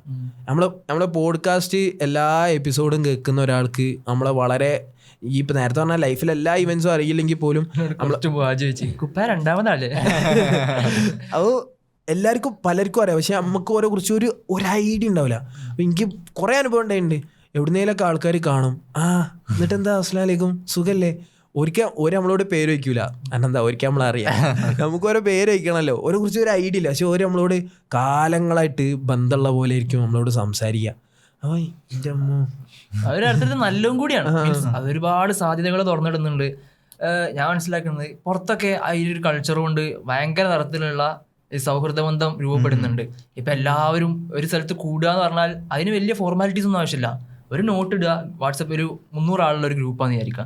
അതിൽ നമ്മൾ ഇന്ന സ്ഥലത്ത് ക്യാമ്പ് ചെയ്യുന്നു, അവിടെ ഫുഡ് കുക്ക് ചെയ്യുന്നു, കുറച്ച് ആക്ടിവിറ്റീസ് ഉണ്ടാകുന്നു. അവിടെ എത്താനും അവിടെ സോഷ്യലി എൻഗേജ് ചെയ്യാനും അവിടെ ഒരു ഫോർമാലിറ്റി ഒരു ഗ്രൂപ്പാക്കി എടുക്കാനൊന്നും ഒരു പ്രയാസമില്ല. ഇപ്പോൾ അവിടെ വന്ന് ഓക്കെ നമ്മൾ വളരെ കൂടുതൽ ഒരുപാട് കാലമായിട്ട് പരിചയമുള്ള ആളുകളെ പോലെ ഗ്രൂപ്പിൽ അങ്ങോട്ടും ഇങ്ങോട്ടും സംസാരിക്കുന്നുണ്ടാവും. അങ്ങനെ സോഷ്യലൈസ് ചെയ്യുന്ന ഒരുപാട് പ്രവർത്തനങ്ങൾ നടക്കുന്ന ഒരു കാലഘട്ടം കൂടിയാണ്. നല്ല ഫ്രണ്ട്ഷിപ്പ് കൂടി നമുക്ക് കണ്ടെത്താൻ കഴിയും. ബന്ധത്തിന്റെ ആയം കുറഞ്ഞ പോലെ ഫീൽ ചെയ്യുന്നുണ്ടോ? അതായത് പണ്ട് ആരോ ഇങ്ങനെ പറഞ്ഞു, ആരാ എനിക്കൊരു ഓർമ്മ കിട്ടുന്നില്ല. അതായത് പണ്ട് നമ്മളെ കൂട്ടുകാരൊക്കെ നമ്മളെ അടുത്ത ബന്ധക്കാരായിരിക്കും. അടുത്ത ബന്ധക്കാർ മീൻസ് നമ്മളെ അയൽവാസികൾ, ആ നാട്ടിലുള്ളവരൊക്കെ ആയിരിക്കും, കസിൻസ്, അങ്ങനെയൊക്കെ ആയിരിക്കും നമ്മളെ കൂട്ടുകാർ. പക്ഷെ ഇപ്പം നമ്മളെ കൂട്ടുകാർ നാട്ടിലൊരു മനുഷ്യൻ നമുക്ക് കൂട്ടുകാർ. എൻ്റെ പേഴ്സണൽ എൻ്റെ അനുഭവമാണ്.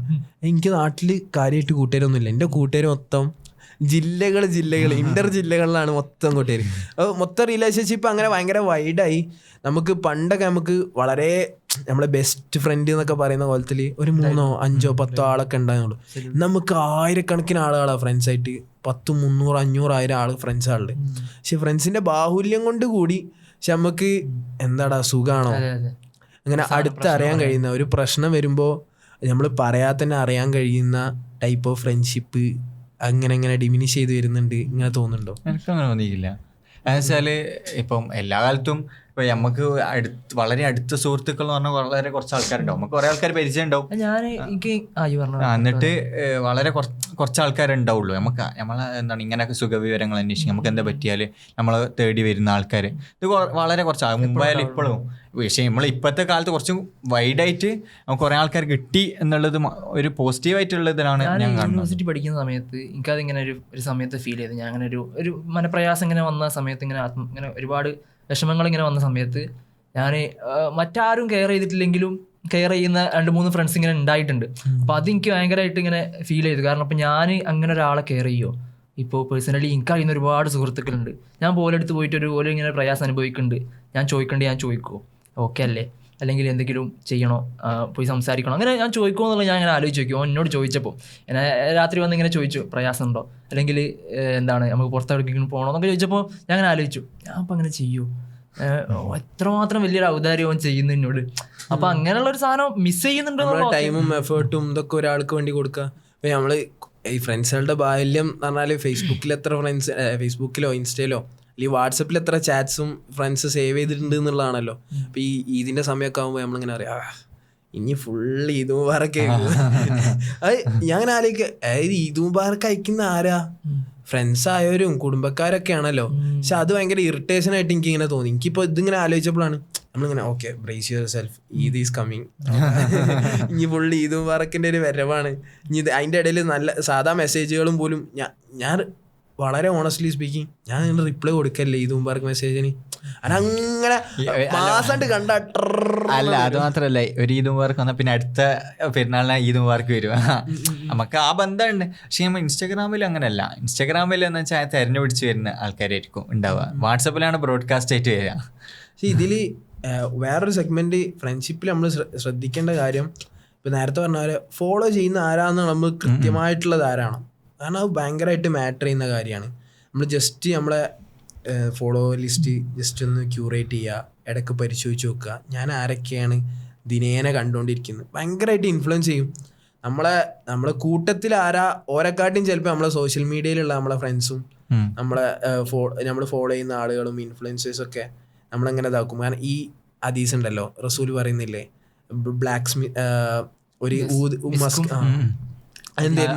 അത് പ്രവാചകൻ സല്ലല്ലാഹു അലൈഹി വസല്ലം പറയുന്ന കൂട്ടുകാരുടെ ഉദാഹരണം ഒന്ന് എന്താണ് കസ്തൂരി വിൽക്കുന്നതിൻ്റെയും ഉലയിൽ ഊതുന്നതിൻ്റെയും ഉദാഹരണം പോലെയാണ്. വെച്ചാല് കസ്തൂരി വിൽക്കുന്ന ആളെന്ന് പറഞ്ഞാൽ നല്ലൊരു സുഹൃത്തിൻ്റെ ഉദാഹരണമായിട്ടാണ് പറയുന്നത്. കാരണം വെച്ചാൽ നമ്മൾ അയാളുടെ അടുത്ത് കൂടെ നിൽക്കുമ്പോൾ അയാളുടെ സുഗന്ധം നമുക്ക് കിട്ടും.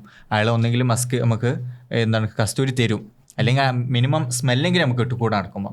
ഇനി ഉലയിൽ ഊതുന്നതിനാണെങ്കിൽ എന്താണ് എന്ന് വെച്ചാൽ ഈ ആലയിൽ പണിയെടുക്കുന്ന ഇതൊക്കെ ഉണ്ടാവില്ല, ബ്ലാക്ക് സ്മിത്ത് എന്ന് പറയും. അപ്പോൾ ആള് കരി കണ്ടിട്ടാ മേത്തൊക്കെ കരിയാവും. ചിലപ്പോൾ അതിൽ നിന്നുള്ള തീ പാറിയിട്ട് നമ്മളെ വസ്ത്രം കരിഞ്ഞു പോവും. അപ്പോൾ എന്താ അയാളുടെ ചീത്ത സുഹൃത്തിൻ്റെ ഇതൊക്കെ നമുക്ക് കിട്ടും. അപ്പോൾ അത് സ്വഭാവങ്ങൾ ഇപ്പോൾ എന്താണ് അൽമർഉ അലാ ദീനി ഖലീലിഹി എന്ന് പറയുന്ന അത് തന്നെയാണ്. ബാക്കിയുണ്ട് ഇങ്ങനെ. അതുകൊണ്ട് ആരെയാണോ നിങ്ങളെ ഫ്രണ്ട് ആക്കുന്നത് അത് സൂക്ഷിക്കുക എന്ന ഹദീസിന്റെ ബാക്കിയുണ്ട്. അപ്പോൾ ഈ വിഷയത്തിൽ ഫ്രണ്ട്സുമായിട്ട് ബന്ധപ്പെട്ടൊക്കെ ഹദീസുകൾ വളരെ കോറായിട്ടുള്ള സാധനങ്ങളാണ് നമ്മളോട് സംസാരിക്കുന്നത്. ഇപ്പം നിങ്ങൾ 3 ആളുകൾ കൂടിയിരിക്കുമ്പോൾ 2 ആളുകൾ വേറൊരു സാധനം സംസാരിക്കരുത്, അങ്ങനെയുള്ള ഹദീസുകൾ ഉണ്ടല്ലോ. അതേപോലെ തന്നെ അത് പിറകിൽ നിന്ന് കുത്തുന്ന സമയമായിട്ടുള്ള ബാക്ക് ബൈറ്റിംഗ്. വാട്സ്ആപ്പ് ഗ്രൂപ്പ് ഒരുപാട് നമ്മള് സാധാ സംസാരിക്കുമ്പോൾ ഒക്കെ ഭയങ്കര ശ്രദ്ധിക്കും. പക്ഷെ വാട്സപ്പിലോ സോഷ്യൽ മീഡിയയിലോ നമ്മൾ തീരെ ശ്രദ്ധിക്കാത്ത സാധനമാണ്. നമ്മളെ ഇതൊക്കെ ഫ്രണ്ട്സുമായിട്ട് ബന്ധപ്പെട്ട് മാത്രം കേട്ടോ. ഫ്രണ്ട്ഷിപ്പ് അല്ലെങ്കിൽ നമ്മുടെ റിലേഷൻഷിപ്പ് അതൊക്കെ ആയിട്ട് ബന്ധപ്പെട്ട കാര്യങ്ങളാണ്. ഇതല്ലാതെയും സോഷ്യൽ മീഡിയ ആയിട്ട് ബന്ധപ്പെട്ട് കിടക്കുന്ന ഒരുപാട് ഏരിയകൾ. അത് നമ്മൾ ഫ്രണ്ട്ഷിപ്പ് മാത്രമല്ല ഫാമിലി എന്നുള്ളത് ഭയങ്കര എന്ന് വെച്ചാല് നമ്മൾ ഫാമിലി റിലേഷൻ എങ്ങനെയാണ് ഇപ്പോൾ ഉള്ളത് വെച്ചാൽ ഞാനും എൻ്റെ ഉപ്പയും സംസാരിക്കാൻ ഫോണിലൂടെ സംസാരിക്കും സംസാരിക്കുക, അല്ലെങ്കിൽ ഞാൻ എൻ്റെ ഉമ്മ നമ്മൾ ഇപ്പം ഡൽഹിയിലായതുകൊണ്ട് അല്ലെങ്കിൽ നമ്മൾ ഇത്ര ഡിസ്റ്റൻസ് ആയതുകൊണ്ട് ഫോൺ സംസാരിക്കും. നമ്മൾ നാട്ടിലാവുമ്പോൾ അല്ലെങ്കിൽ നമ്മൾ വാപ്പാനോടും ഉമ്മാനോടും ഇങ്ങനെ സംസാരിക്കുന്നത്. ഇപ്പോൾ ഫോർ എക്സാമ്പിൾ നമ്മൾ വീട്ടിൽ മുകളിലത്തെ ഫ്ലോറിലാണ് എന്ന് വെച്ചാൽ കിടക്കുന്നത്. അപ്പോൾ ഉമ്മ ഫുഡായി അപ്പോൾ വിളിക്കും, അപ്പോൾ ഫുഡായി കേട്ടോ പോയിട്ട് ചോറായി. അത് കോമൺ ആണല്ലോ. ഒരു പരിപാടി ഉണ്ട്, ചോറിന്റെ എനിക്കറിയില്ല, ചോറായിട്ടോ പരിപാടി ഉണ്ടെങ്കിൽ ഒരു അതില് സ്വാഭാവികമായിട്ടും വോയിസ് ഇടും, സമയത്ത് പരിപാടി ഉണ്ട്, എത്തണം, കുടുംബസംഘം ഉണ്ട്, അതൊക്കെ പോട്ടെ. എന്ന് വെച്ചാൽ വീട്ടിൽ ഫുഡ് പിന്നെ ഉള്ളതെന്ന് വെച്ചാല് ഇപ്പൊ നമ്മളെ വീട്ടില് നമ്മളെ മക്കളെ കുറിച്ച് അല്ലെങ്കിൽ പാരന്റ്സ് എന്നുള്ള ഇതില് മക്കളെ കുറിച്ച് അറിയുന്നുണ്ടോ, എൻ്റെ മോനെ കുറിച്ച് എനിക്കറിയോ എന്നുള്ള സാധനമാണ്. എന്നുവെച്ചാൽ നമ്മളെ പാരന്റ്സും മക്കളായിട്ടുള്ള റിലേഷൻ ഇതിലൂടെ കുറഞ്ഞിട്ടുണ്ട് എന്നാണ്. അപ്പൊ നമുക്ക് ഓൺലൈനായിട്ട് ഒരുപാട് ഫ്രണ്ട്സ് ഉണ്ട്. അപ്പൊ നമ്മൾ ഷെയർ ചെയ്യാൻ മൊത്തം എന്താണ് നമ്മളെ ഫ്രണ്ട്സ് ആയിട്ടാണ്. അപ്പോൾ നമ്മളെ സോഷ്യൽ മീഡിയയിലെ ഫ്രണ്ട്സ് ആരൊക്കെയാണ്, പാരന്റ്സ് എന്ന നിലയിൽ അറിയോ, ഇതൊക്കെ നമ്മൾ ശ്രദ്ധിക്കേണ്ടത്. ഞാൻ അതിലൊരു സാധനം ആഡ് ചെയ്യേണ്ടത്, ഈ പാരൻസ് കേൾക്കുന്നുണ്ടെങ്കിൽ കേൾക്കുന്നുണ്ടാവുമെന്ന് എനിക്കറിയില്ല, പാരൻസിനെ സംബന്ധിച്ചിടത്തോളം അവരെ കുട്ടിയെക്കുറിച്ച് ഇന്ന് കാലഘട്ടത്തിൽ ഒരു ധാരണ ആ പാരൻസിന് ഉണ്ടാവില്ല എന്നുള്ളത് ഞാൻ ആത്മാർത്ഥമായിട്ടാണ് വിശ്വസിക്കുന്നത്. ഒരു കുട്ടിയെക്കുറിച്ച് പാരൻസിന് അറിയാത്തതായിട്ടുള്ള ഒരുപാട് സംഗതികളുണ്ടാവും സോഷ്യൽ മീഡിയ ഉപയോഗിക്കുന്ന ആളാണെങ്കിൽ. ഇപ്പോൾ ഒരു സ്കോളർ ഇങ്ങനെ പറയുന്നുണ്ട്, ഈ സോഷ്യൽ മീഡിയ ആയിട്ട് ബന്ധപ്പെട്ട് ഒരുപാട് പുസ്തകങ്ങളുണ്ട്. അതിൽ ഈ ഡോപ്പമിൻ നേഷൻ എന്ന് പറഞ്ഞ പുസ്തകമൊക്കെ ഉണ്ട്, ഒക്കെ വായിക്കാൻ പറ്റുന്നുണ്ട്. അതിൽ ആ പുസ്തകത്തിലല്ല, അതല്ലാതെ കോട്ട് ചെയ്യാണ്. ഒരു പണ്ഡിതൻ ഇങ്ങനെ പറയുന്നുണ്ട്, സ്കോളർ ഇങ്ങനെ പറയുന്നുണ്ട്, നമ്മളിപ്പോൾ ഒരു ഡ്രഗ്, ഒരുപാട് സൈഡ് എഫക്റ്റുകളുള്ള വളരെ മോശം അഡിക്റ്റീവ് ആയിട്ടുള്ള ഡ്രഗ് ആയിട്ടുള്ള ഒരു സാധനം നമ്മളൊരു കുട്ടിക്ക് കൊടുക്കില്ല. ആ കുട്ടിക്ക് നമ്മൾ എന്ത് ചെയ്യും, മരുന്നാണെങ്കിൽ പോലും ഒരു വട്ടം യൂസ് ചെയ്താൽ അഡിക്റ്റീവാണ്, അതുകൊണ്ട് സ്വാഭാവികമായിട്ടും അത് കൊടുക്കൂല. നമ്മൾ ഡ്രഗിന് അത്രയും വില കൊടുക്കും. ലഹരിക്കെതിരെ ഒരുപാട് പോരാട്ടങ്ങൾ നടത്തുന്ന ആൾക്കാരാണ്. ലഹരി ഒരു തിന്മയാണെന്നുള്ളത് കൃത്യമായിട്ട് നമ്മൾ ബോധവൽക്കരണം നടത്തുന്നുണ്ട്. അത് ഒരു 3 വയസ്സുള്ള 5 വയസ്സുള്ള 10 വയസ്സുള്ള 15 വയസ്സുള്ള കുട്ടിക്ക് പോലും ഒരു പാരന്റ് നൽകൂല എന്നുള്ള ഉറപ്പാണ്. പക്ഷേ ഇതിനേക്കാൾ അഡിക്റ്റീവായ ഒരുപാട് തിന്മകളിലേക്ക് നയിക്കുന്ന ഫോണ് അത് കൊടുക്കാൻ ഏതെങ്കിലും പാരന്റ്സ്, ഒരു കുട്ടി കരഞ്ഞാൽ അപ്പോൾ ഫോൺ എടുത്ത് ഫുഡ് കഴിക്കാൻ ഫോൺ എടുക്കും. അപ്പോൾ ഞാൻ പറഞ്ഞു വരുന്നത് എന്താണെന്ന് വെച്ചാൽ, പാരന്റ്സിന് ഒരു തരത്തിലുള്ള അറിവും ഈ കുട്ടി എവിടേക്കൊക്കെ എത്തുന്നുണ്ട്. കുട്ടി എന്ന് പറഞ്ഞാൽ ഞാൻ കുട്ടി എന്ന് പറയുമ്പോൾ തെറ്റിദ്ധരിക്കണ്ട, നമ്മളൊക്കെ ഏതൊക്കെ ലോകത്തേക്ക് എത്തുന്നുണ്ട്, ഏതൊക്കെ കാര്യങ്ങളെക്കുറിച്ച് വായിക്കുന്നുണ്ട്, ഏതൊക്കെ ന്യൂസുകൾ അറിയുന്നുണ്ട്, ഇതിനെക്കുറിച്ച് സ്വാഭാവികമായിട്ട് ഒരു ധാരണയും പാരൻസ് ഉണ്ടാവില്ല. പക്ഷെ അതിനെങ്ങനെ സൊല്യൂഷൻ എന്നൊന്നും എനിക്ക് പറയാൻ അറിയില്ല. പക്ഷേ പാരൻസ് പരമാവധി കൺട്രോൾ ചെയ്യേണ്ട ഒരു കാലഘട്ടം കൂടിയാണ്. ഇപ്പോൾ ഏതൊരു കുട്ടിക്കും ഇപ്പോൾ നമ്മൾ ഈ അടുത്തൊരു വലിയൊരു ഇൻസിഡൻറ്റ് ഉണ്ടായത്, ഇൻസ്റ്റാഗ്രാമിൽ റീലിൽ മൊത്തം വയലൻസ് വന്നൊരു ദിവസം ഉണ്ടായിരുന്നു. ഇൻസ്റ്റാഗ്രാം ഫീഡ്, എല്ലാവരുടെയും ഫീഡിൽ ഡെലിബറേറ്റ്ലി ഇൻസ്റ്റാഗ്രാം ഫീഡ് ചെയ്യുന്നത് വയലൻസാണ്. കൊലയും മാത്രം ഫീഡ് ചെയ്ത ഒരു ദിവസം ഭയങ്കര ന്യൂസായിരുന്നു. അപ്പോൾ എല്ലാവരും ഒരു ദിവസം വയലൻസ് മാത്രം കാണുക എന്ന് പറഞ്ഞാൽ എത്രത്തോളം വയലൻസ് കണ്ടന്റ് ഇൻസ്റ്റാഗ്രാമിലും മറ്റ് പ്ലാറ്റ്ഫോമുകളിലും ഉണ്ട് എന്നുള്ള ഒന്നാമത്തെ കാര്യം. ഇതിങ്ങനെ ഫീഡ് ചെയ്തുകൊണ്ടിരിക്കുന്ന ജനത ഉണ്ട് എന്നുള്ള ആൾക്കാർ അറിയാണ്. അപ്പം അത്രയും കണ്ടന്റ് ഉണ്ട്. അപ്പോൾ ഏതൊക്കെ തരത്തിലുള്ള, ഇനി ബാക്കി ഞാൻ പറയേണ്ടതുണ്ടാവില്ല, ഒരുപാട് പോഡ്കാസ്റ്റുകളിലും ഒരുപാട് ടോക്ക് ഷോകളിലൊക്കെ ചർച്ച ചെയ്യുന്നുണ്ടാവും. എല്ലാവർക്കും ഇതിലേക്ക് ആക്സസ് ഉണ്ട്. നമ്മൾ പണ്ടൊക്കെ എങ്ങനെ പറയുന്നു, ഡാർക്ക് വെബ്, ഒരുപാട് അങ്ങനെ ഡീപ്പായിട്ട് പോകുന്ന ആൾക്കാർക്ക് ഇതൊക്കെ കിട്ടുക.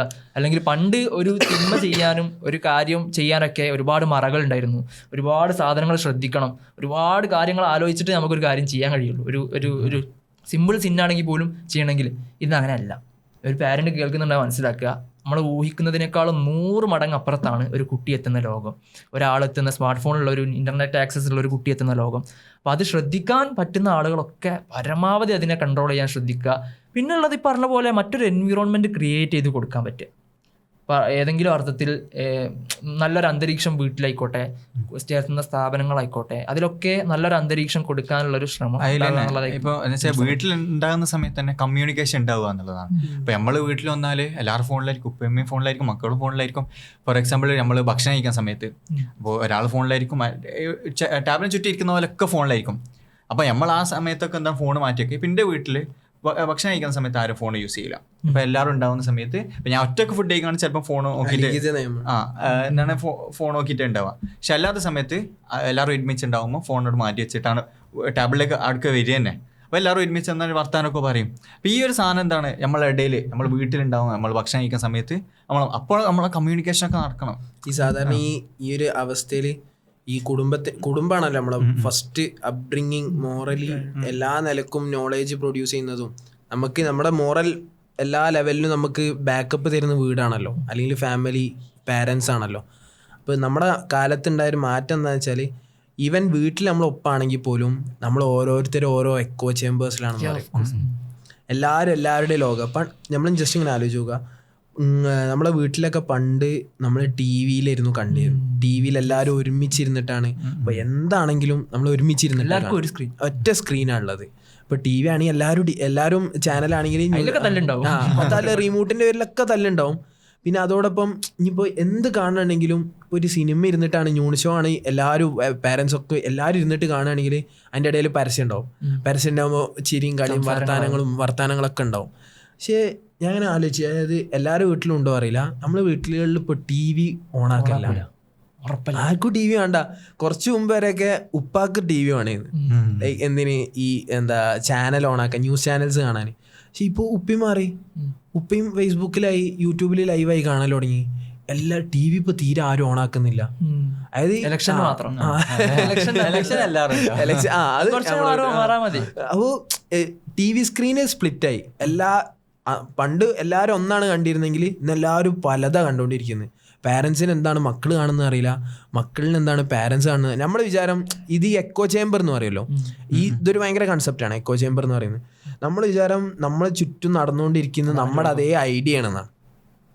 ഈ സോഷ്യൽ മീഡിയയ്ക്ക് ശേഷം ഉണ്ടായൊരു മാറ്റം നമ്മളിങ്ങനെ ആലോചിക്കും, ഓക്കെ ലോകം മൊത്തം ഗസയെ കുറിച്ചാണ് സംസാരിച്ചുകൊണ്ടിരിക്കുന്നത്. നമ്മളൊരു സ്റ്റോറി ഇട്ട് നമ്മളെ കൂടെ ഉള്ളവരൊക്കെ ആ സ്റ്റോറി ഇട്ട് നമ്മളിങ്ങനെ ഫീഡ് നോക്കുമ്പോൾ നമ്മളെ സ്റ്റോറിയിൽ എല്ലാവരും അതാ കാണുന്നത്. അപ്പോൾ നമ്മൾ ഓക്കെ ലോകം മൊത്തം നമ്മുടെ അഭിപ്രായമാണ്.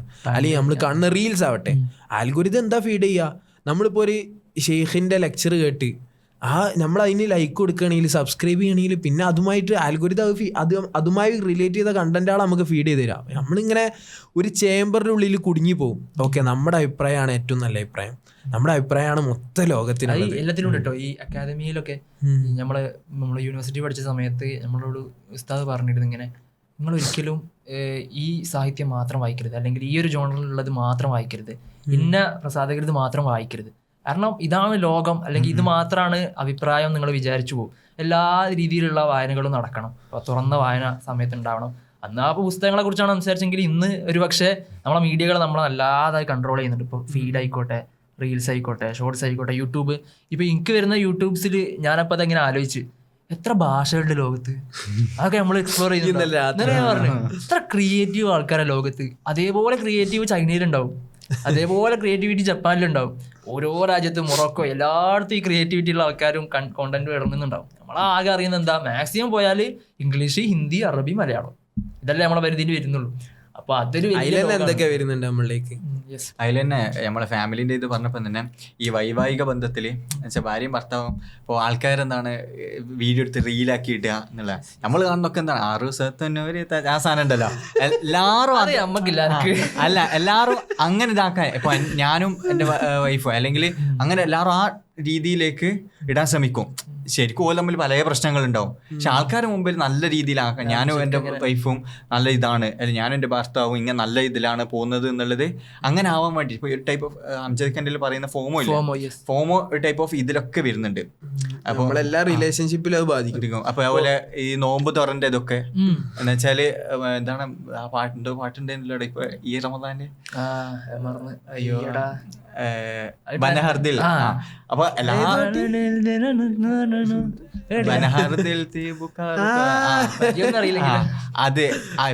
നോമ്പർ എല്ലാവരും നോമ്പർ. അപ്പൊ ഒരു ടീം നോമ്പർക്ക് റീലിറക്കി, എല്ലാവർക്കും ഇറക്കണം. നമ്മളിറക്കിയില്ല, നമ്മക്ക് ഇറക്കണം, നമുക്ക് നോമ്പർ ഇറക്കണം. ഇതൊരു ടൈപ്പ് ഓഫ് ഫോം നമ്മളെ ഇടയിൽ ഇത് റിലേഷൻഷിപ്പിലൊക്കെ വരുന്നുണ്ട്. ഇപ്പൊ ഭാര്യ ഭർത്താക്കന്മാരുടെ ഇടയിൽ ഓരോ നോക്ക് നിങ്ങൾ ഓരോ ഭാര്യയും ഭർത്താവും വീഡിയോ ഇട്ടില്ലേ, നമുക്ക് എന്താ ഇടാത്ത ഈ സാധനം വരുന്നുണ്ട്. ഇതൊക്കെ നമ്മള് എന്താണ് സോഷ്യൽ മീഡിയ യൂസ് ചെയ്യുമ്പോൾ ഒരുപാട് ഏരിയകളിലുണ്ട്. അതേപോലെ ഇപ്പോൾ സോഷ്യൽ മീഡിയയിൽ തന്നെയാണ് ഈ നമ്മളെ എല്ലാത്തിനെയും നമ്മളെ കൺട്രോൾ ചെയ്യുന്ന രീതിയിലേക്ക് മാറി എന്ന് പറഞ്ഞു.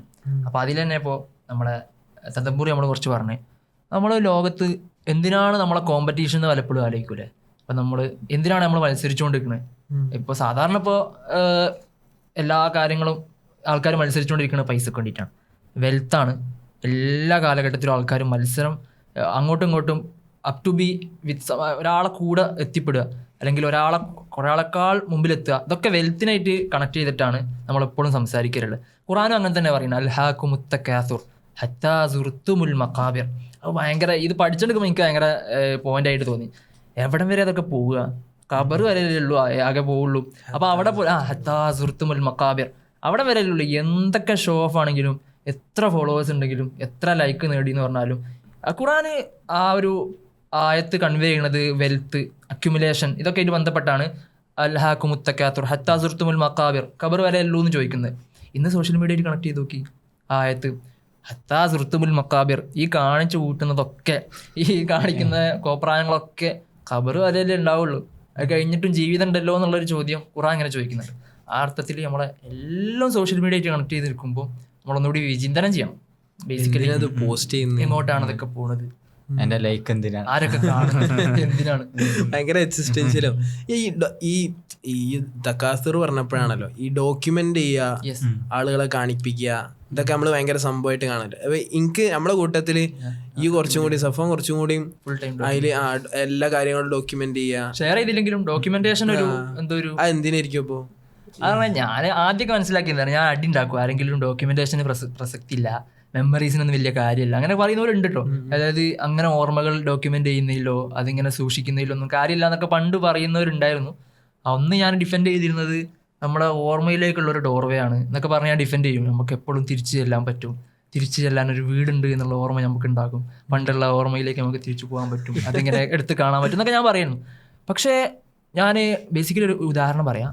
എൻ്റെ 2 ഫോണിലായിട്ട്, ഓരോ ഫോണിലായിട്ട് മുമ്പ് ഞാൻ ഉപയോഗിച്ച 2 ഫോണ് പോയ ഫോണില്ലേ അതിലൊരു 20,000 ഫോട്ടോസ് വീഡിയോസ് ഉണ്ടായിരുന്നു. അതിന് മുമ്പ് കേട് വന്ന ഫോണിൽ അതിലും അതേപോലെ ഒരു 2-3 കൊല്ലത്തെ ഇമേജസും വീഡിയോസൊക്കെ ഉണ്ടായിരുന്നു.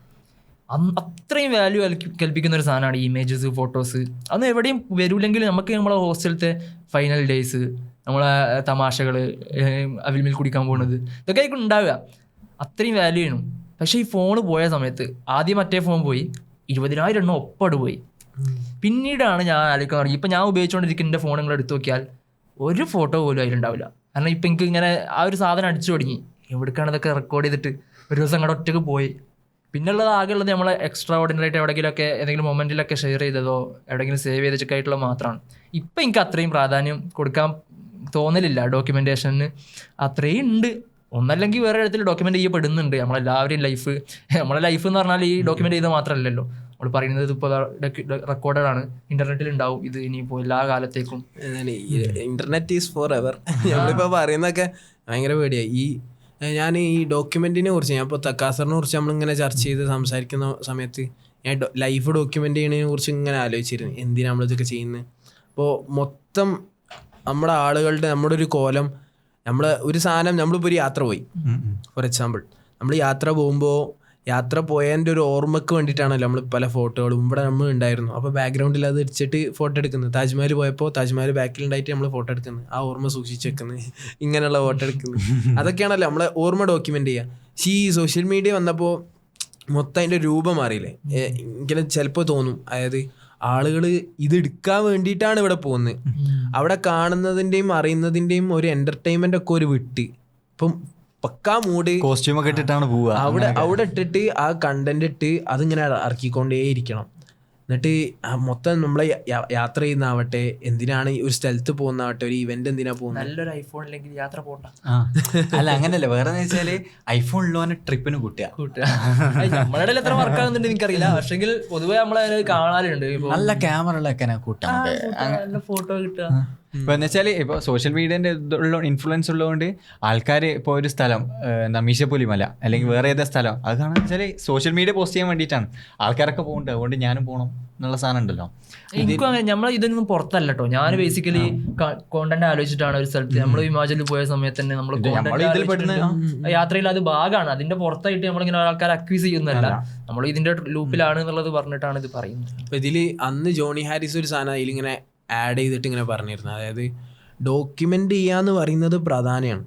ഞാനിപ്പോഴും പ്രധാനമാണെന്ന് മനസ്സിലാക്കുന്നുണ്ട്. നമ്മളെ മെമ്മറീസ് കീപ്പ് ചെയ്യുക എന്നൊക്കെ ഉള്ളത് പ്രധാനമാണ്, ആർക്കൈവ് ചെയ്ത് വെക്കുക എന്നുള്ളത് പ്രധാനമാണ്. പക്ഷേ അതിനു വേണ്ടി മാത്രമായി പോരുത്.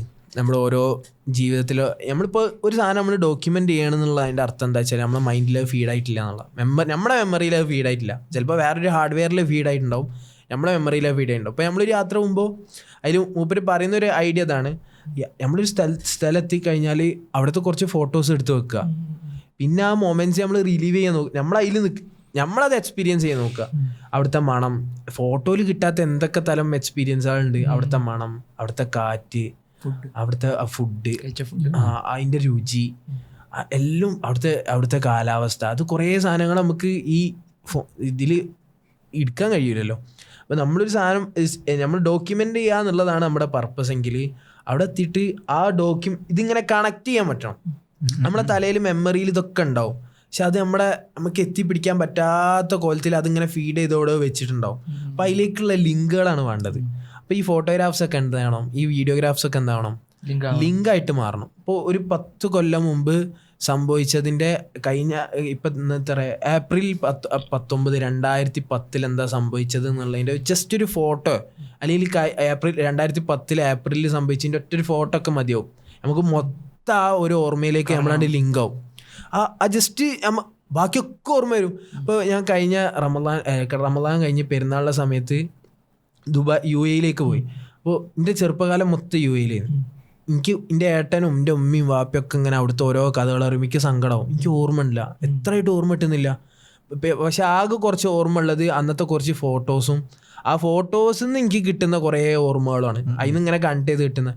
പ്രാവശ്യം അവിടെ പോയി നമ്മൾ പോയ സ്ഥലങ്ങളൊക്കെ ഇങ്ങനെ കണ്ടപ്പോൾ എത്രങ്ങാനും കഥകളറിയാം ഓർമ്മ വരുന്നത്. ഈ റൂമിൽ എൻ്റെ കൂടെ കളിക്കുന്ന ആദിത്യ ഉണ്ട്, ഇങ്ങനെ കണക്ട് ചെയ്ത് അപ്പോൾ ഇതൊക്കെ എൻ്റെ മൈൻഡിലുണ്ടായിരുന്നു. പക്ഷെ അത് എനിക്ക് ഇതുവരെ ഇല്ലായിരുന്നു, ഈ കണക്ഷൻ ഇല്ലായിരുന്നു. അപ്പോൾ നമ്മൾ സാധനം ഡോക്യുമെൻ്റ് ചെയ്യുക എന്നുള്ളതാണെങ്കിൽ ഇങ്ങനൊരു കണക്ഷനായിട്ട് ലിങ്കായിട്ട് അത് വർത്തിക്കുക. അതിനപ്പുറം അതിന് വേണ്ടിയിട്ടുള്ളതാവരുത് നമ്മുടെ ഓരോ പോക്കും യാത്രയും. ഇതിൻ്റെ വേറൊരു ആസ്പെക്റ്റ് എനിക്ക് പെട്ടെന്ന് തോന്നിയൊരു സാധനം, നമ്മളെ ഈ ഡോക്യുമെൻറ്റേഷന് ഇതിനൊക്കെ നമ്മൾ യാത്ര പോകുന്നതെന്ന് പറയും. പല മൊമെൻറ്റുകളും നമ്മളിപ്പോൾ കൂടിയിരിക്കുക, ഫുഡ് കഴിക്കാൻ പോവുക, അല്ലെങ്കിൽ ഒരു മജ്‌ലിസ് ഉണ്ടാക്കുക, ഇതൊക്കെ നമ്മൾ ഒരു പക്ഷേ ഒരു സ്റ്റോറിക്കോ ഒരു പോസ്റ്ററിനൊക്കെ വേണ്ടിയിട്ട് ആയി പോകാറുണ്ട് പലപ്പോഴും.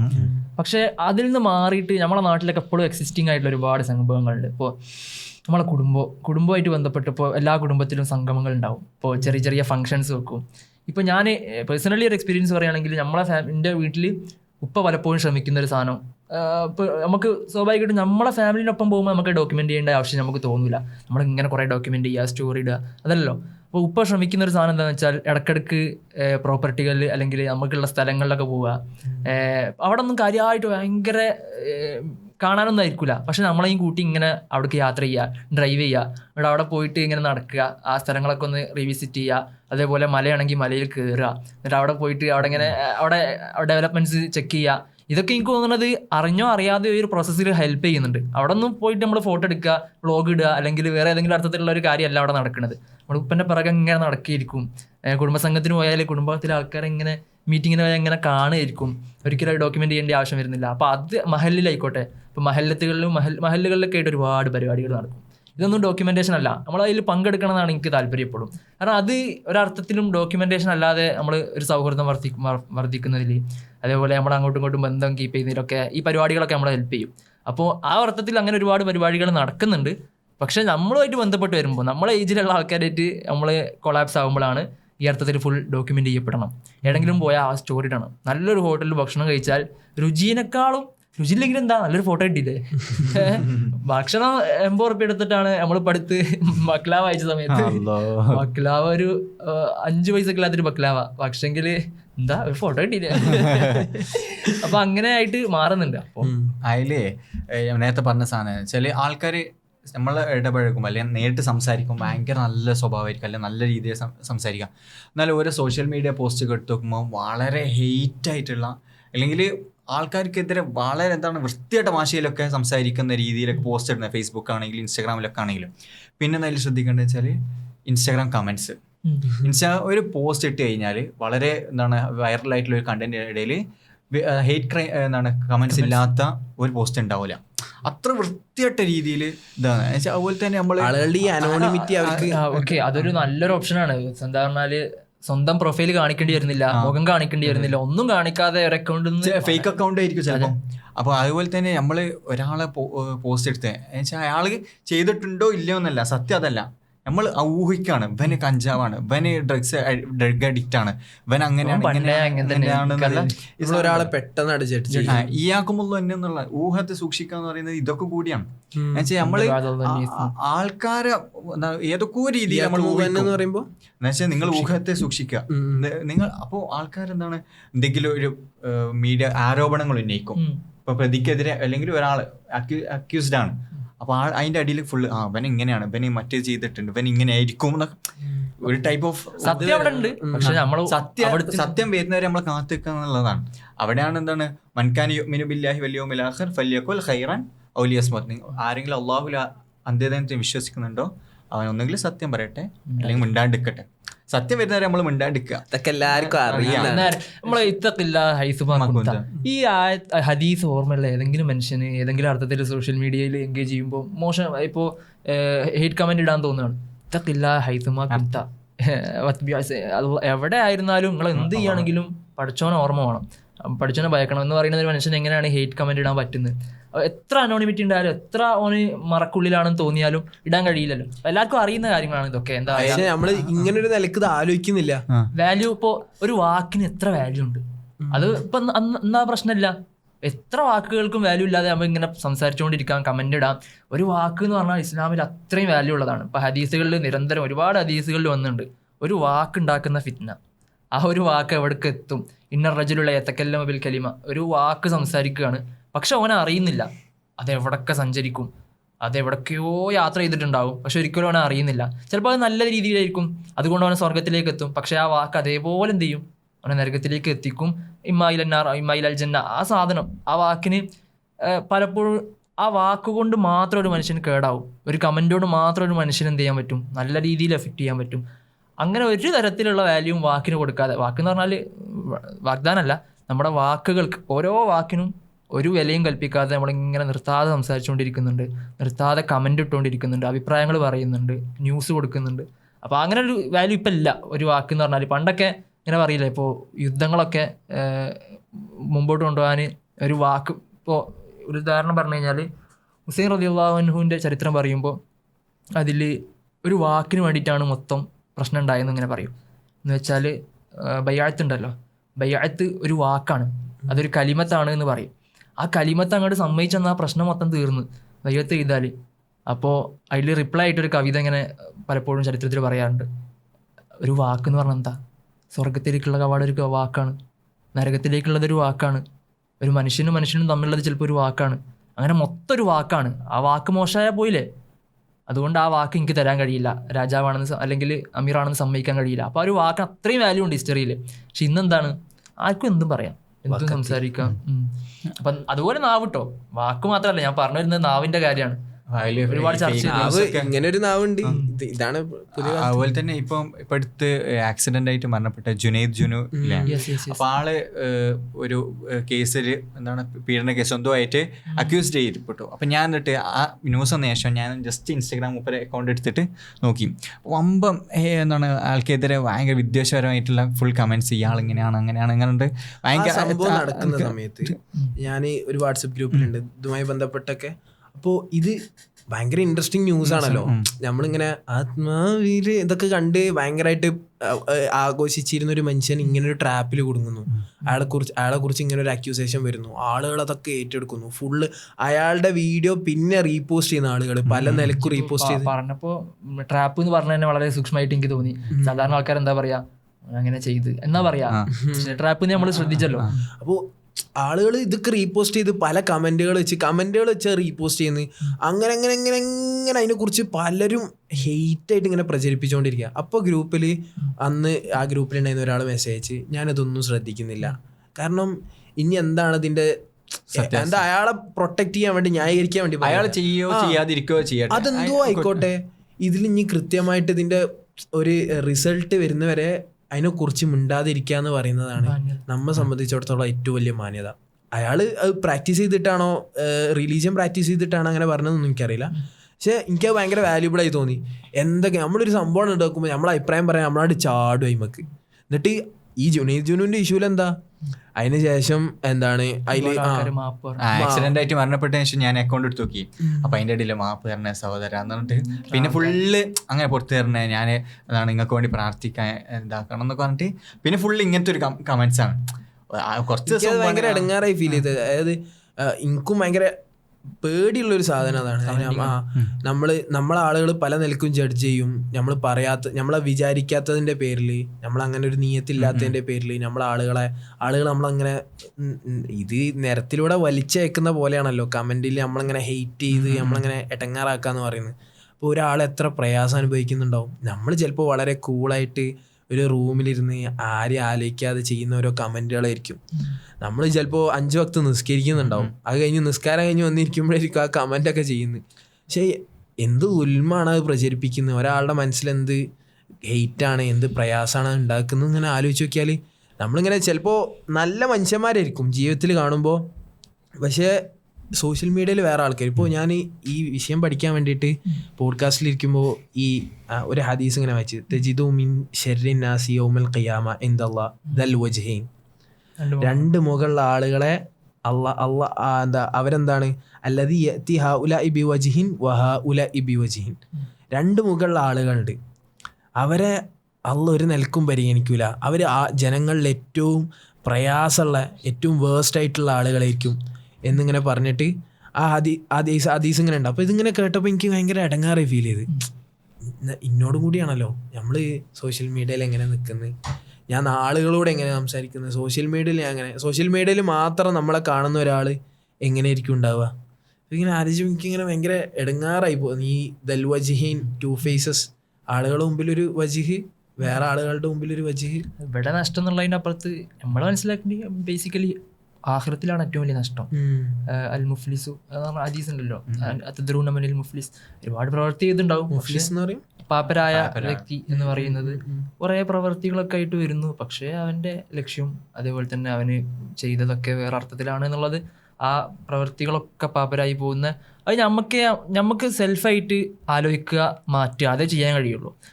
ഒരിക്കലും നമ്മൾ മറ്റൊരാളെ എന്താ പറയുക, അയാൾ 2 ഫേസുള്ള ആളാണ് അല്ലെങ്കിൽ അയാൾക്ക് വേറൊരു മുഖം ഉണ്ട് എന്നുള്ളത് നമ്മൾ എത്ര ജഡ്ജ് ചെയ്താലൊന്നും കാര്യമില്ല. അയാൾ ഉള്ളിലാണ് അത് ഉണ്ടാവുക.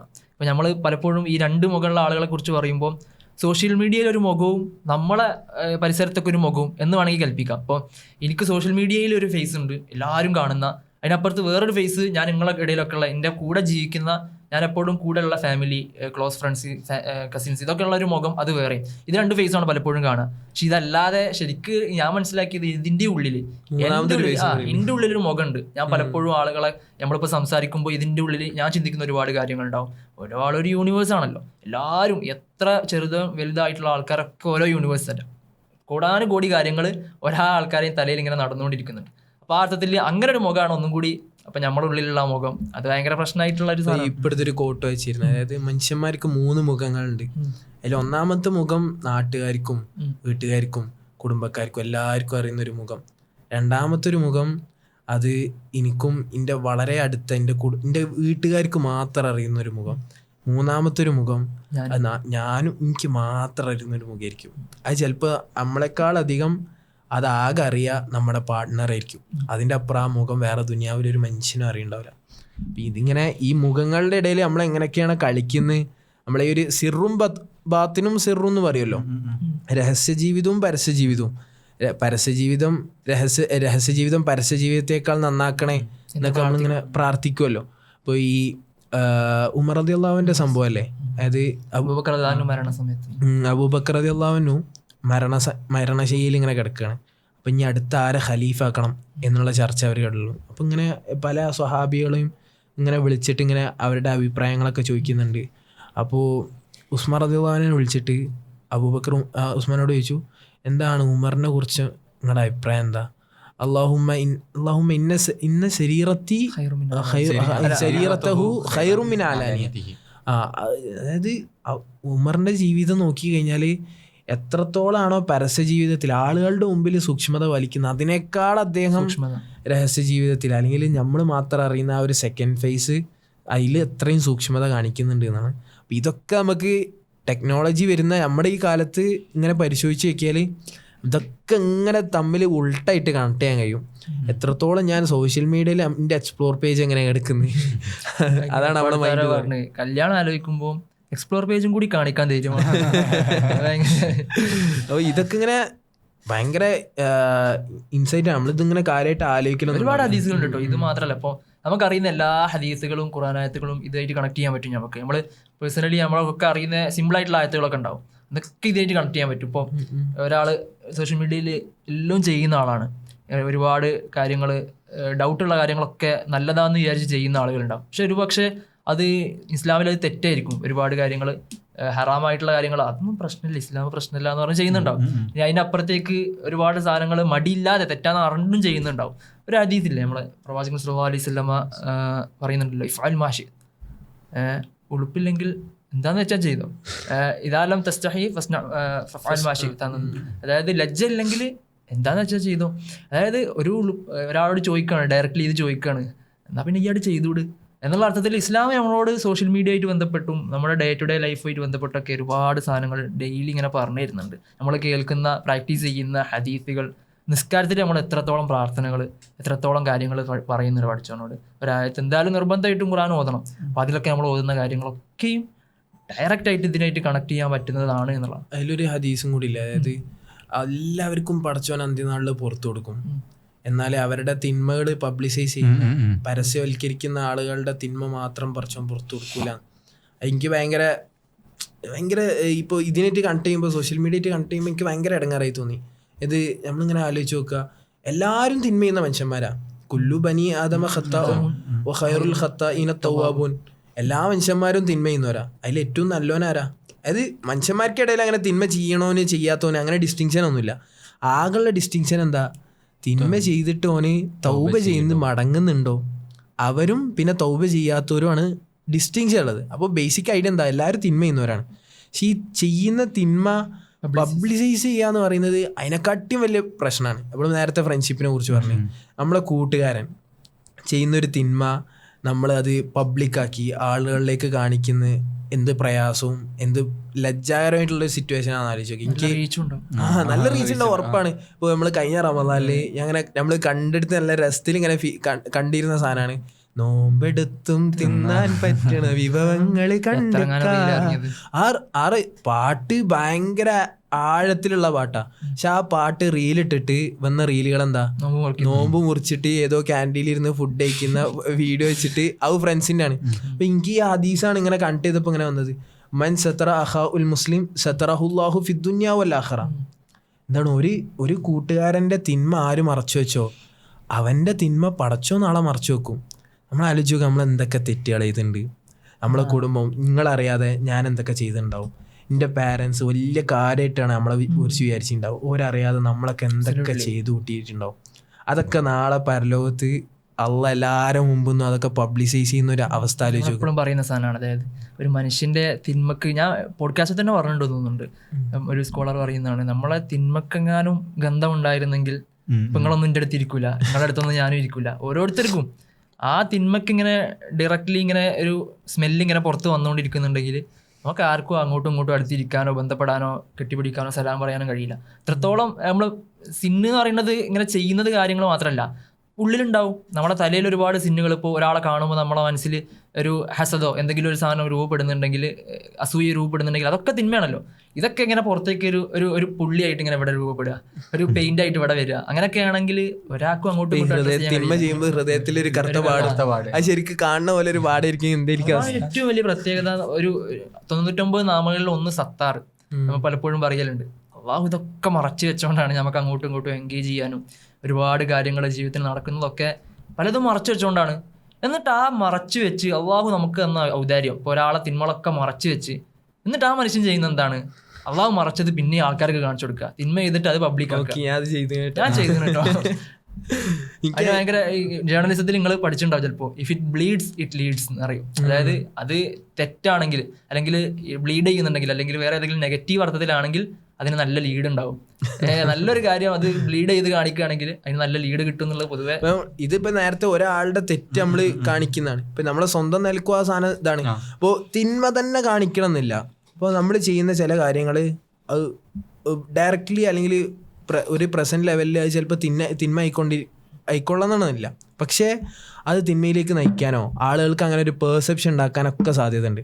അപ്പോൾ നമ്മൾ സാധാരണ പറയുന്ന ഒരു ഹദീസില്ലേ, ഇപ്പോൾ റസൂൽ സല്ലല്ലാഹു അലൈഹി വസല്ലം ഒരിക്കലും പള്ളിയിലിരിക്കുകയാണ്, റമദാൻ്റെ സമയമാണ്, ഇത്തിക്കാഫിലിരിക്കുകയാണ്. അപ്പോൾ ഭാര്യയായിട്ടുള്ള സഫിയ റളിയല്ലാഹു അൻഹ വരുന്നത് പള്ളിയിലേക്ക് വരികയാണ്.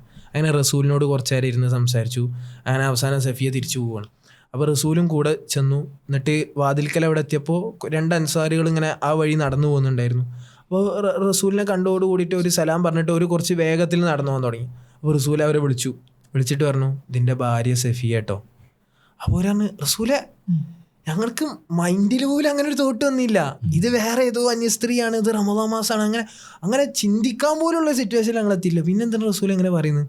റസൂൽ അവരോട് പറയുന്നത് എന്താ, ഇന്ന ശൈത്താന യജ്രി മിൻ ഇബ്നി ആദമ മജ്റദ്ദമി. ശൈത്താൻ ഏടക്കൂടിയാണോ നിങ്ങളെ രക്തം സഞ്ചരിക്കുന്നത്, അതിൽ കൂടെ ഒക്കെ ശൈത്താനുണ്ട്. അപ്പോൾ ഒരു തോട്ട് ബാഡായിട്ടുള്ളൊരു തോട്ട് വരിക എന്നുള്ളത് ചിലപ്പോൾ നമ്മൾ വളരെ നോർമലായിട്ട് ന്യൂട്രലായിട്ട് കാണുന്ന ഒരു പ്രവൃത്തി തന്നെ ചിലപ്പോൾ ആളുകൾക്ക് ബാഡായിട്ടുള്ള ലീഡ്സ് ഉണ്ടാക്കാൻ സാധ്യത ഉണ്ടാവും. അപ്പോൾ യുദ്ധത്തിൻ്റെ സമയത്താന്ന് തോന്നുന്നുണ്ട്, യുദ്ധത്തിൻ്റെ സമയത്താണ് ഹംസ റളിയല്ലാഹു അൻഹു മരിച്ചു കിടക്കുന്ന ഒരു സന്ദർഭം ഉണ്ടല്ലോ. അപ്പം നമ്മൾ പലപ്പോഴും സോഷ്യൽ മീഡിയയിൽ ഒരുപാട് ഇമേജസ് നമ്മളിങ്ങനെ ഫീഡ് ചെയ്യാണ്.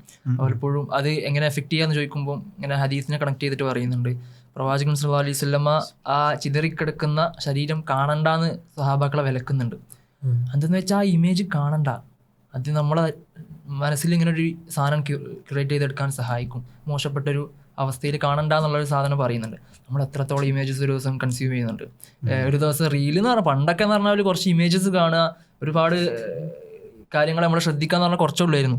ഇനി നമ്മളൊരു റീലിൽ തന്നെ ഒരു റീല് എഫക്റ്റീവ് ആവണമെങ്കിൽ ഒരുപാട് ട്രാൻസിഷൻസ് വരണം, പെട്ടെന്ന് മൂവ്മെൻറ്റുകൾ വേണം. അതിങ്ങനെ ഡെവലപ്പ് ചെയ്ത് എഡിറ്റിങ്ങിൻ്റെ സ്കില്ലൊക്കെ ഡെവലപ്പ് ചെയ്യാന്ന് പറഞ്ഞാൽ ഇങ്ങനെ ആൾക്കാരെ ചലിപ്പിച്ചുകൊണ്ടിരിക്കണം. അർത്ഥത്തിൽ റീലൊക്കെ ടെൻഷൻ ഉണ്ടാവണം. പിന്നെ അതിൽ ഇത് പബ്ലിസൈസിങ് എന്നല്ല, നമ്മൾ ഫേക്ക് ന്യൂസ് ഇതാക്കുക, പ്രൊവൈഡ് ചെയ്യുക. എന്ന് വെച്ചാൽ നമ്മൾ ഇത് അനാവശ്യ കാര്യങ്ങൾ അല്ലെങ്കിൽ നമുക്കറിയാത്ത കുറേ കാര്യങ്ങൾ, ഇപ്പം ഒരാളെക്കുറിച്ച്, ഇപ്പം ഞാൻ സഫാനെ കുറിച്ച് ഫേക്ക് ന്യൂസ് പ്രൊവൈഡ് ചെയ്യാം. ഇത് വളരെ വ്യാപകമായിട്ടുള്ള സാധനമാണ്. ഇത് ഈ പബ്ലിസൈസിങ്ങിൻ്റെ ഇതിൽ ഭാഗമായിട്ട് വരുന്നതാണ്. എന്നുവെച്ചാൽ ഞാൻ സഫാനെ കുറിച്ച് ഓനെ അറിയാത്ത അല്ലെങ്കിൽ ഓനെ ചെയ്യാത്തൊരു കാര്യം ഫേക്ക് ന്യൂസ് ആയിട്ട് പ്രൊവൈഡ് ചെയ്യാം. ഇത് നമ്മളെ സമൂഹത്തിൽ വളരെ നോർമലൈസ് ചെയ്യപ്പെടുന്ന ഒരു സാധനം കൂടിയാണ്. ഇത് ഫേക്ക് ന്യൂസ് ഉണ്ടാക്കുക അല്ലെങ്കിൽ ആൾക്കാർക്കെതിരെ അനാവശ്യ കാര്യങ്ങൾ ന്യൂസായിട്ട് പുറപ്പെടുക. ഇത് വ്യക്തികൾ മാത്രമല്ല, ഇന്നത്തെ പത്രമാധ്യമങ്ങൾ വരെ ഇത് ഏറ്റെടുക്കുന്ന ഒരു സന്ദർഭം കൂടിയാണ്. ഭയങ്കര വ്യാപകമായിട്ടുള്ള. അപ്പം അതിൽ നമ്മൾ ഫേക്ക് ന്യൂസിലൊക്കെ എങ്ങനെയാണ് അല്ലെങ്കിൽ നമ്മൾ കളവ് പറയുന്നത്, ഈ ഒരു സാധനത്തെ നമ്മൾ ഇതൊക്കെ ഒരു അറ്റൻഷൻ സീക്ക് ചെയ്യാനല്ലേ ശരിക്കും ആൾക്കാരെന്തിനാ അങ്ങനെ ഇതൊക്കെ പടച്ചുവിടുന്നത്? എന്തിനായിരിക്കും സോഷ്യൽ മീഡിയയിൽ എൻഗേജ് ചെയ്യുന്നത്? എല്ലാം ഒരു അറ്റൻഷൻ ഉണ്ടാക്കുക, ലീഡ്സ് ഉണ്ടാക്കുക, അതിലൂടെ എന്തോ റീച്ച് ഉണ്ടാക്കിയിട്ട് എന്തോ ഉണ്ടാക്കുക. ഇതിലൊക്കെ നമ്മൾ എൻഗേജ് ചെയ്യുമ്പോൾ ഞാൻ മനസ്സിലാക്കുന്നത്, ഒരു വിശ്വാസിയാണ് നമ്മളെങ്കിൽ നമ്മളതിൽ വർക്ക് ചെയ്യുമ്പോൾ സോഷ്യൽ മീഡിയയിൽ നിൽക്കുമ്പോൾ ഒരു ഇരുതല മൂർച്ചയുള്ള വാളാണെന്ന് മനസ്സിലാക്കുക. ഇത് നമ്മുടെ ലൈഫിൽ എന്തൊക്കെ ഇമ്പാക്റ്റുകളാണ് വരുത്തുന്നത്, ഇത് നമ്മളെ എങ്ങനെയൊക്കെയാണോ പോസിറ്റീവായിട്ടും നെഗറ്റീവായിട്ടും ഇത് നമ്മളെ ബാധിക്കുക എന്നുള്ള കൃത്യമായൊരു ആക്ഷൻ പ്ലാൻ നമ്മളെ മുമ്പിൽ ഉണ്ടാവണം. ഇതിലെങ്ങനെ എൻഗേജ് ചെയ്യേണ്ടത്, ഇതിൽ എവിടെയൊക്കെ എനിക്ക് പോകാൻ കഴിയും, എവിടേക്കൊക്കെ എനിക്ക് പോകാൻ കഴിയൂല, ഇതിലെന്തിനാണ് ഞാൻ പണിയെടുക്കുന്നത്, അത് ഈ ഒരു തോട്ട് ഫസ്റ്റ് ഉണ്ടാവണം. എന്തിനാണ് ഞാൻ അതൊക്കെ പോസ്റ്റ് ചെയ്യുന്നത്, എന്തിനാണ് ഞാൻ അതൊക്കെ ഷെയർ ചെയ്യുന്നത്, എന്തിനാണ് ഞാൻ കുറേ പ്രൊട്ടസ്റ്റിൻ്റെയും കുറേ പൊളിറ്റിക്കലായിട്ടുള്ള കണ്ടൻറ്റൊക്കെ സ്റ്റോറി ഇടുന്നത്, അല്ലെങ്കിൽ വായിക്കാത്ത ആർട്ടിക്കിളുകൾ നമ്മളിങ്ങനെ ഷെയർ ചെയ്തുകൊണ്ടിരിക്കും. എന്തിനാണ്? ഞാൻ അത്യാവശ്യം പൊളിറ്റിക്കൽ ഇതുള്ള ബാക്കിംഗ് ഉള്ള ആളാണ് എന്ന് ഒരു പെർസെപ്ഷൻ ആളുകളിൽ അങ്ങനെ ഉണ്ടാക്കാനാണോ ഞാൻ അതൊക്കെ ചെയ്യുന്നത്?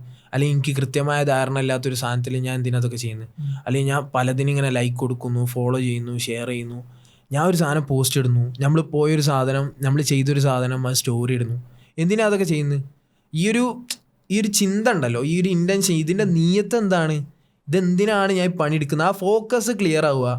അങ്ങനെ ആ പെർസെപ്ഷൻ ക്ലിയർ ആയി കഴിഞ്ഞാൽ ഒരുവിധം സോഷ്യൽ മീഡിയയിലുള്ള നമ്മുടെ എൻഗേജ്മെന്റ്. നമ്മളിങ്ങനെ ഒരുപാട് പോയിന്റ് പറയുമ്പോൾ ആൾക്കാർക്ക് പലപ്പോഴും ഇതിനെ പോസിറ്റീവായിട്ട് ഉപയോഗിച്ചാൽ ഒരുപാട് കാര്യങ്ങൾ ചെയ്യാൻ പറ്റുന്ന ഒരു പ്ലാറ്റ്ഫോമുകളാണ്. ഇപ്പോൾ ദൗവത്തൊക്കെ ഏറ്റവും കൂടുതൽ നടത്താൻ പറ്റുന്ന മേഖല എന്ന് പറയുന്നത് സോഷ്യൽ മീഡിയ വഴിയാണല്ലോ. ഇപ്പോൾ ഇന്നത്തെ കാലത്ത് ഇപ്പോൾ ഒരുപാട് പ്ലാറ്റ്ഫോമുകൾ ഒരുപാട് ആളുകളൊക്കെയും സോഷ്യൽ മീഡിയ വഴിയാണ് അവരുടെ മെസ്സേജുകൾ ഷെയർ ചെയ്യുന്നത്. ഇപ്പോൾ ഒരാൾക്ക് ഒരു സാധനം ഷെയർ ചെയ്യണമെങ്കിൽ, ഒരു മെസ്സേജ് റമദാനിലൊക്കെ ഷെയർ ചെയ്യണമെന്നുണ്ടെങ്കിൽ ഒരു ബേസിക്കലി മജ്ലിസ് അല്ല ഉപയോഗിക്കുക, ഒരു ടേബിൾ ഇട്ടിട്ട് ഇരിക്കലല്ല. അത് ഇരിക്കും, പക്ഷെ അത് ഇരിക്കുന്ന ആളുകൾ പോലും അത് സോഷ്യൽ മീഡിയയിൽ ഷെയർ ചെയ്യാൻ ബാധ്യസ്ഥരായി മാറുകയാണ്. കാരണം അത് എല്ലാവരും കാണും, ആർക്കും എവിടെ നിന്നും നോളജ് എടുക്കാൻ പറ്റുന്ന രീതിയിൽ നമുക്ക് ഇന്നൊരു ഒരു അൾജീരിയയിലുള്ള ഒരു പണ്ഡിതൻ്റെ സാധനം നമുക്ക് ഇവിടെ നിന്ന് കേൾക്കാം, ആ മെസ്സേജ് എന്താണെന്ന് നമുക്ക് മനസ്സിലാക്കാം. അങ്ങനെ ഓരോ നാട്ടിലുള്ള ആൾക്കാർ, അങ്ങനെ ഒരു സാധ്യതയും കൂടി ഇതിലുണ്ട്. അപ്പോൾ നമ്മൾ എന്ത് പഠിക്കുന്നു എന്നുള്ളതാണ്. ഇപ്പം ഞാൻ പേരൊന്നും പറയുന്നില്ല, എനിക്കൊരു സുഹൃത്തുണ്ട്, ഞാൻ ബേസിക്കലി ഞങ്ങളെപ്പോഴും ക്ലാഷാണ്, അങ്ങോട്ടും ഇങ്ങോട്ടും സോഷ്യൽ മീഡിയയിൽ സംസാരിക്കുമ്പോൾ അങ്ങോട്ടും ഇങ്ങോട്ടും ഒരുപാട് ഡിബേറ്റാണ് നടക്കൽ. പക്ഷെ ഞാൻ ആ സുഹൃത്തിൽ നിന്ന് ഒരുപാട് സാധനങ്ങൾ പഠിക്കുന്നുണ്ട്. എന്തൊക്കെ ചെയ്താലും ഓന് നമ്മളങ്ങോട്ടും ഇങ്ങോട്ടും അഭിപ്രായ വ്യത്യാസമൊക്കെ ഉണ്ടാവും, പക്ഷെ ഓൻ്റെ ഇൻറ്റൻഷൻ ക്ലിയർ ആയിരിക്കും, എൻ്റെ ഇൻറ്റൻഷൻ ക്ലിയർ ആയിരിക്കും. രണ്ടാളും രണ്ട് ഭാഗത്തു നിന്നാണ് സംസാരിക്കുന്നതെങ്കിലും ഓൻ ഒരുപാട് പാഠങ്ങൾ ഞാൻ എടുത്തിട്ടുണ്ട്. ആവശ്യമില്ലാത്തടത്ത് മിണ്ടാതിരിക്കുക, ഈ കമൻറ്റുകൾ ഇടുമ്പോൾ സൂക്ഷിക്കുക, അങ്ങനെയുള്ള ഒരുപാട് സാധനങ്ങൾ. നമ്മൾ ഐഡിയോളജിക്കലി ഒരുപാട് വ്യത്യാസം ഉണ്ടെങ്കിലും പറയുമ്പോൾ എനിക്കിങ്ങനെ തോന്നും, ശരിയാണ്, ഞാൻ അവിടെ ഒരുപാട് സൂക്ഷ്മത പുലർത്തണം, ഒരുപാട് കാര്യങ്ങളിൽ സൂക്ഷ്മത പുലർത്താൻ ഉണ്ട് എന്നുള്ളത് അവരോട് ഇങ്ങനെ സംസാരിക്കുമ്പോൾ ഇങ്ങനെ മനസ്സിലാവും. അപ്പോൾ അതിൽ തന്നെ ഈ അവസാനിപ്പിക്കാൻ നമുക്ക് ഇങ്ങനെ സൂക്ഷ്മത പുലർത്തുക എന്ന് പറയുന്നത്, അതിൽ നമ്മൾ ഇങ്ങനെ കുറേ കാര്യങ്ങൾ ശ്രദ്ധിക്കുന്നു. സോഷ്യൽ മീഡിയ അല്ലെങ്കിൽ ഈ കമ്മ്യൂണിക്കേഷൻ സിസ്റ്റം എന്ന് പറഞ്ഞാൽ നമ്മുടെ ജീവിതത്തിന്റെ ഭാഗമായിട്ടുണ്ട്. നമുക്കിതിൽ പിന്മാറാൻ പറ്റുന്നില്ല. പക്ഷെ ഇതിൽ നമ്മൾ വളരെ അങ്ങനെ ഈ ഡിജിറ്റൽ ഡീറ്റോക്സിക് ആ സാധനം നടക്കുക എന്നല്ലാണ്ട് നമുക്കിതിൽ നിന്ന് മാറാൻ പറ്റില്ല. പക്ഷെ ഇതിലെങ്ങനെ ക്രിയേറ്റീവായിട്ട് നമുക്ക് ഇത് എന്താണ് ഹത്താസ് ഒർത്തുമൽ മക്കാബിർ അപ്പുറം ഹിയർ ആഫ്റ്ററിലേക്ക് നമ്മൾക്ക് എങ്ങനെയൊക്കെയാണ് ഇത് ഉപയോഗപ്പെടുത്താൻ പറ്റുക, നാളെ പരലോകത്തേക്ക് എങ്ങനെയാണ് നമ്മളെ കമൻറ്റ്സ് അല്ലെങ്കിൽ നമ്മളെ പോസ്റ്റുകൾ, നമ്മൾ വീഡിയോ ചെയ്യുന്നത്, റീലുകൾ, ഇതൊക്കെ എങ്ങനെ നമുക്ക് ഉപയോഗപ്പെടുത്താന്നുള്ള വളരെ ക്രിയാത്മകമായിട്ട് ചെയ്യാൻ പറ്റുക എന്നുള്ള രീതിയിലേക്ക് ഒരാൾ പ്രവർത്തിക്കുന്നുണ്ടെങ്കിൽ നമ്മൾ ജഡ്ജ് ചെയ്യാൻ നിൽക്കരുതും കൂടിയാണ് എനിക്ക് തോന്നി. ഒരാളിപ്പോൾ ഒരു നല്ല നീയത്തോടു കൂടി ഒരു സാധനം പറയുക, ഒരാൾ ഷെയർ ചെയ്യുക, എന്തെങ്കിലുമൊക്കെ ഉദ്ദേശിക്കുന്നുണ്ടെങ്കിൽ നമ്മളതിനെ വെറുതെ തളർത്താൻ നമ്മൾ പലപ്പോഴും അങ്ങനെ മാത്രമല്ല, നമ്മൾ അതിപ്പോ അങ്ങനെ പറയുന്നതിൽ എന്താ അർത്ഥം, എന്തിനാ നിർത്തിക്കോ, എന്തിനാ ചെയ്യുന്നത്, അങ്ങനെ ചെയ്യുന്നതിൻ്റെ ആവശ്യമുണ്ടോ, അവളവർ ചോദിക്കേണ്ട ആവശ്യമില്ല. അർത്ഥത്തിലും ചെയ്യുന്നുണ്ടെങ്കിൽ നല്ല നീയത്താണെങ്കിൽ ചെയ്യട്ടെ എന്നുള്ള അർത്ഥത്തിൽ വിടണം എന്നാണ് എനിക്ക് തോന്നുന്നത്. നമുക്ക് അതിനെ നെഗേറ്റ് ചെയ്യാം, നമുക്ക് സമീപിക്കാം, നമുക്ക് സംസാരിക്കാം, എക്സ്ചേഞ്ച് ചെയ്യാം. പക്ഷെ അതിൻ്റെ അപ്പുറത്തേക്ക് ഒരാൾ നല്ല നീയത്തോടൊരു പ്രവൃത്തി ചെയ്യുന്നുണ്ടെങ്കിൽ നമ്മളായിട്ട് അതിനെ ഡിഫൈൻ ചെയ്ത് അത് വേണ്ട, അങ്ങനെ ചെയ്യേണ്ട എന്നുള്ളൊരു കമൻറ്റ് നമ്മൾ രൂപപ്പെടുത്തേണ്ടിയില്ല എന്നുള്ളത് എനിക്കിങ്ങനെ തോന്നി.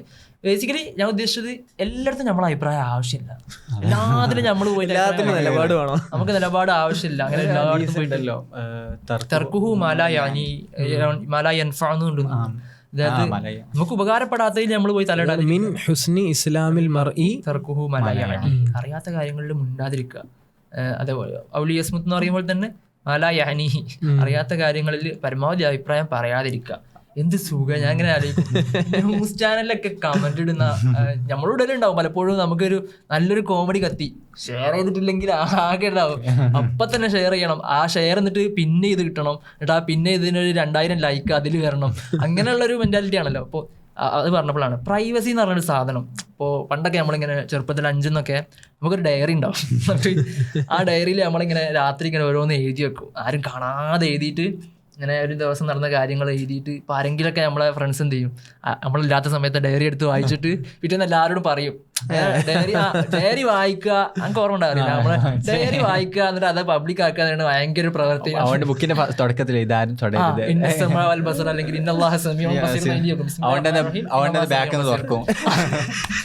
എന്നിട്ട് ബാക്ക് തുറക്കും, ഞാൻ ബാക്കിന്ന് തുറന്നത്. അപ്പോൾ പറഞ്ഞു വരുന്നതെന്ന് വെച്ചാൽ അത്രയും പ്രൈവസി ആയിരുന്നു. നമ്മളൊരു സാധനം എഴുതി വെക്കുക, എന്നിട്ട് അത് ആൾക്കാരത് കാണുക എന്നൊക്കെ പറഞ്ഞാൽ ഭയങ്കര പ്രശ്നമായി. ഇന്നിപ്പോൾ എന്താ, നമുക്ക് അങ്ങനെ ഡയറി തന്നെ ഇല്ല. ആ ഡയറി സോഷ്യൽ മീഡിയയിൽ ഉണ്ടാവും. നമുക്ക് എന്തെങ്കിലും എഴുതാണെങ്കിൽ സ്റ്റോറി ഇട്ടാൽ മതി, നമുക്ക് എന്തെങ്കിലും എഴുതാനുണ്ടെങ്കിൽ ഹൈലൈറ്റ്സ് നോക്കിയാൽ മതി, അല്ലെങ്കിൽ നമ്മളൊരു പേജ് തന്നെ അതിന് ഉണ്ടാക്കിയെടുക്കും. എനിക്ക് പലപ്പോഴും തോന്നാറുണ്ട്, നമ്മൾക്ക് ഒരു ഒപ്പീനിയൻ പറയണമെന്നുണ്ടെങ്കിൽ നമ്മളൊരു പേജ് ഉണ്ടാക്കും, എന്നിട്ട് അതിലിങ്ങനെ പല മലയാളത്തിലൊക്കെ കവിതകൾ എഴുതുക, പല സാധനങ്ങളും. അതൊക്കെ നമുക്ക് ഇപ്പം പ്രൈവറ്റ് അല്ല, അത് എഴുതി വെക്കലില്ല, സൂക്ഷിക്കലില്ല. അപ്പം അത് പബ്ലിക്കാണ്. വാളുകളുണ്ട്, ചുമരുകൾ ഫ്രീ ആയിട്ട് കിടക്കുന്നുണ്ട്. അതുകൊണ്ട് നമുക്ക് അതിൽ എഴുതിയിടാം, ഒട്ടിച്ചിടാം, പിന്നെ ഇത് വെക്കാം, 100,000 ഓപ്ഷൻസ് ഉണ്ട്. അപ്പോൾ അതാണ് പ്രൈവസി ഇല്ലാത്തൊരു കാലഘട്ടം. പ്രൈവസി എന്ന് പറഞ്ഞാൽ ഒരു തരത്തിലുള്ള വെൽത്താണെന്ന് ഇങ്ങനെ സോഷ്യൽ മീഡിയ ആപ്സിൻ്റെ ഫൗണ്ടേഴ്സ് അല്ലെങ്കിൽ ഇതിലൊക്കെ റിസർച്ച് ചെയ്യുന്ന ആൾക്കാരൊക്കെ പറയും.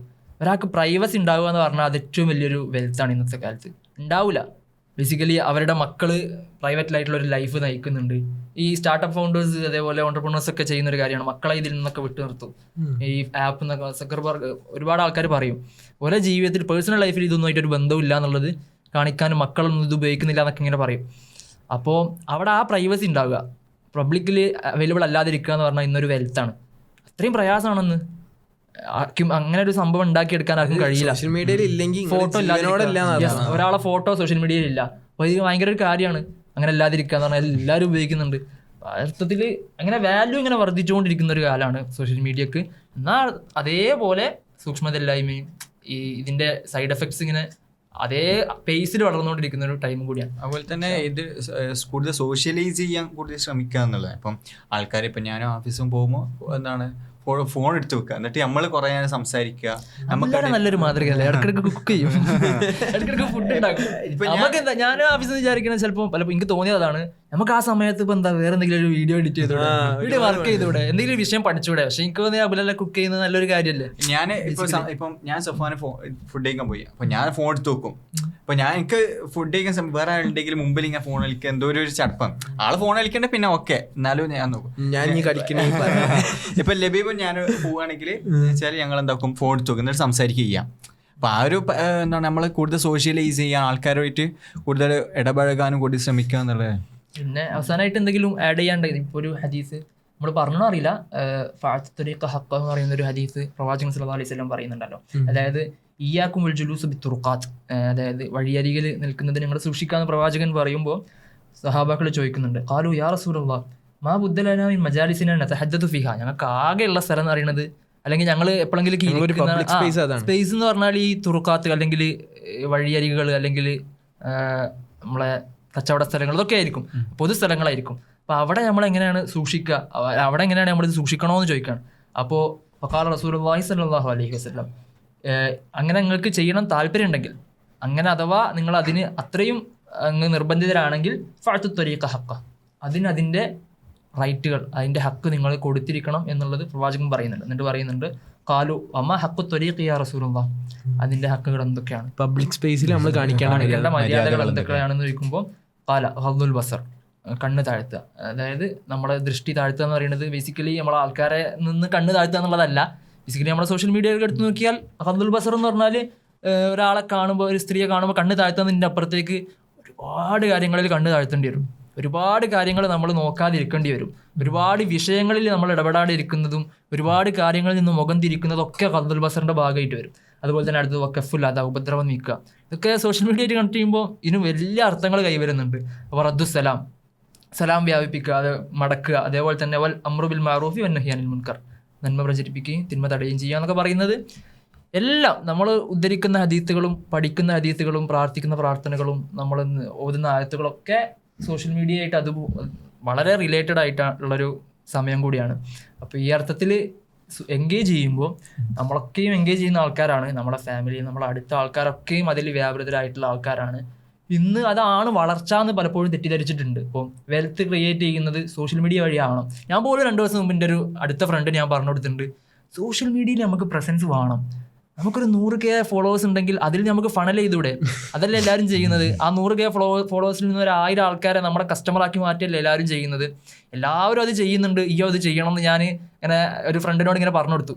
അപ്പോൾ ബേസിക്കലി അത് മാത്രമാണ് നമ്മുടെ വിജയത്തിന് മാനദണ്ഡം എന്ന് പലപ്പോഴും ആൾക്കാർ വിചാരിക്കും. ഇപ്പോൾ ട്രെൻഡ് അതാണല്ലോ, നല്ലൊരു കോർപ്പറേറ്റ് ജോലി അല്ലെങ്കിൽ നല്ലൊരു സമാധാനമായിട്ടുള്ളൊരു ജോലി ഉപേക്ഷിച്ച് സോഷ്യൽ മീഡിയ ഫുൾ ടൈമറായിട്ട് മാറുക, സോഷ്യൽ മീഡിയ കോണ്ടന്റ് ക്രിയേറ്റർ ആയിട്ട് മാറുക. ഡോക്ടറാണെങ്കിൽ ഡോക്ടറുടെ ജീവിതകാലം മൊത്തം ഉണ്ടാക്കുന്നതിനേക്കാളും ചിരിക്കണ്ട അലി അബ്ദാൽ.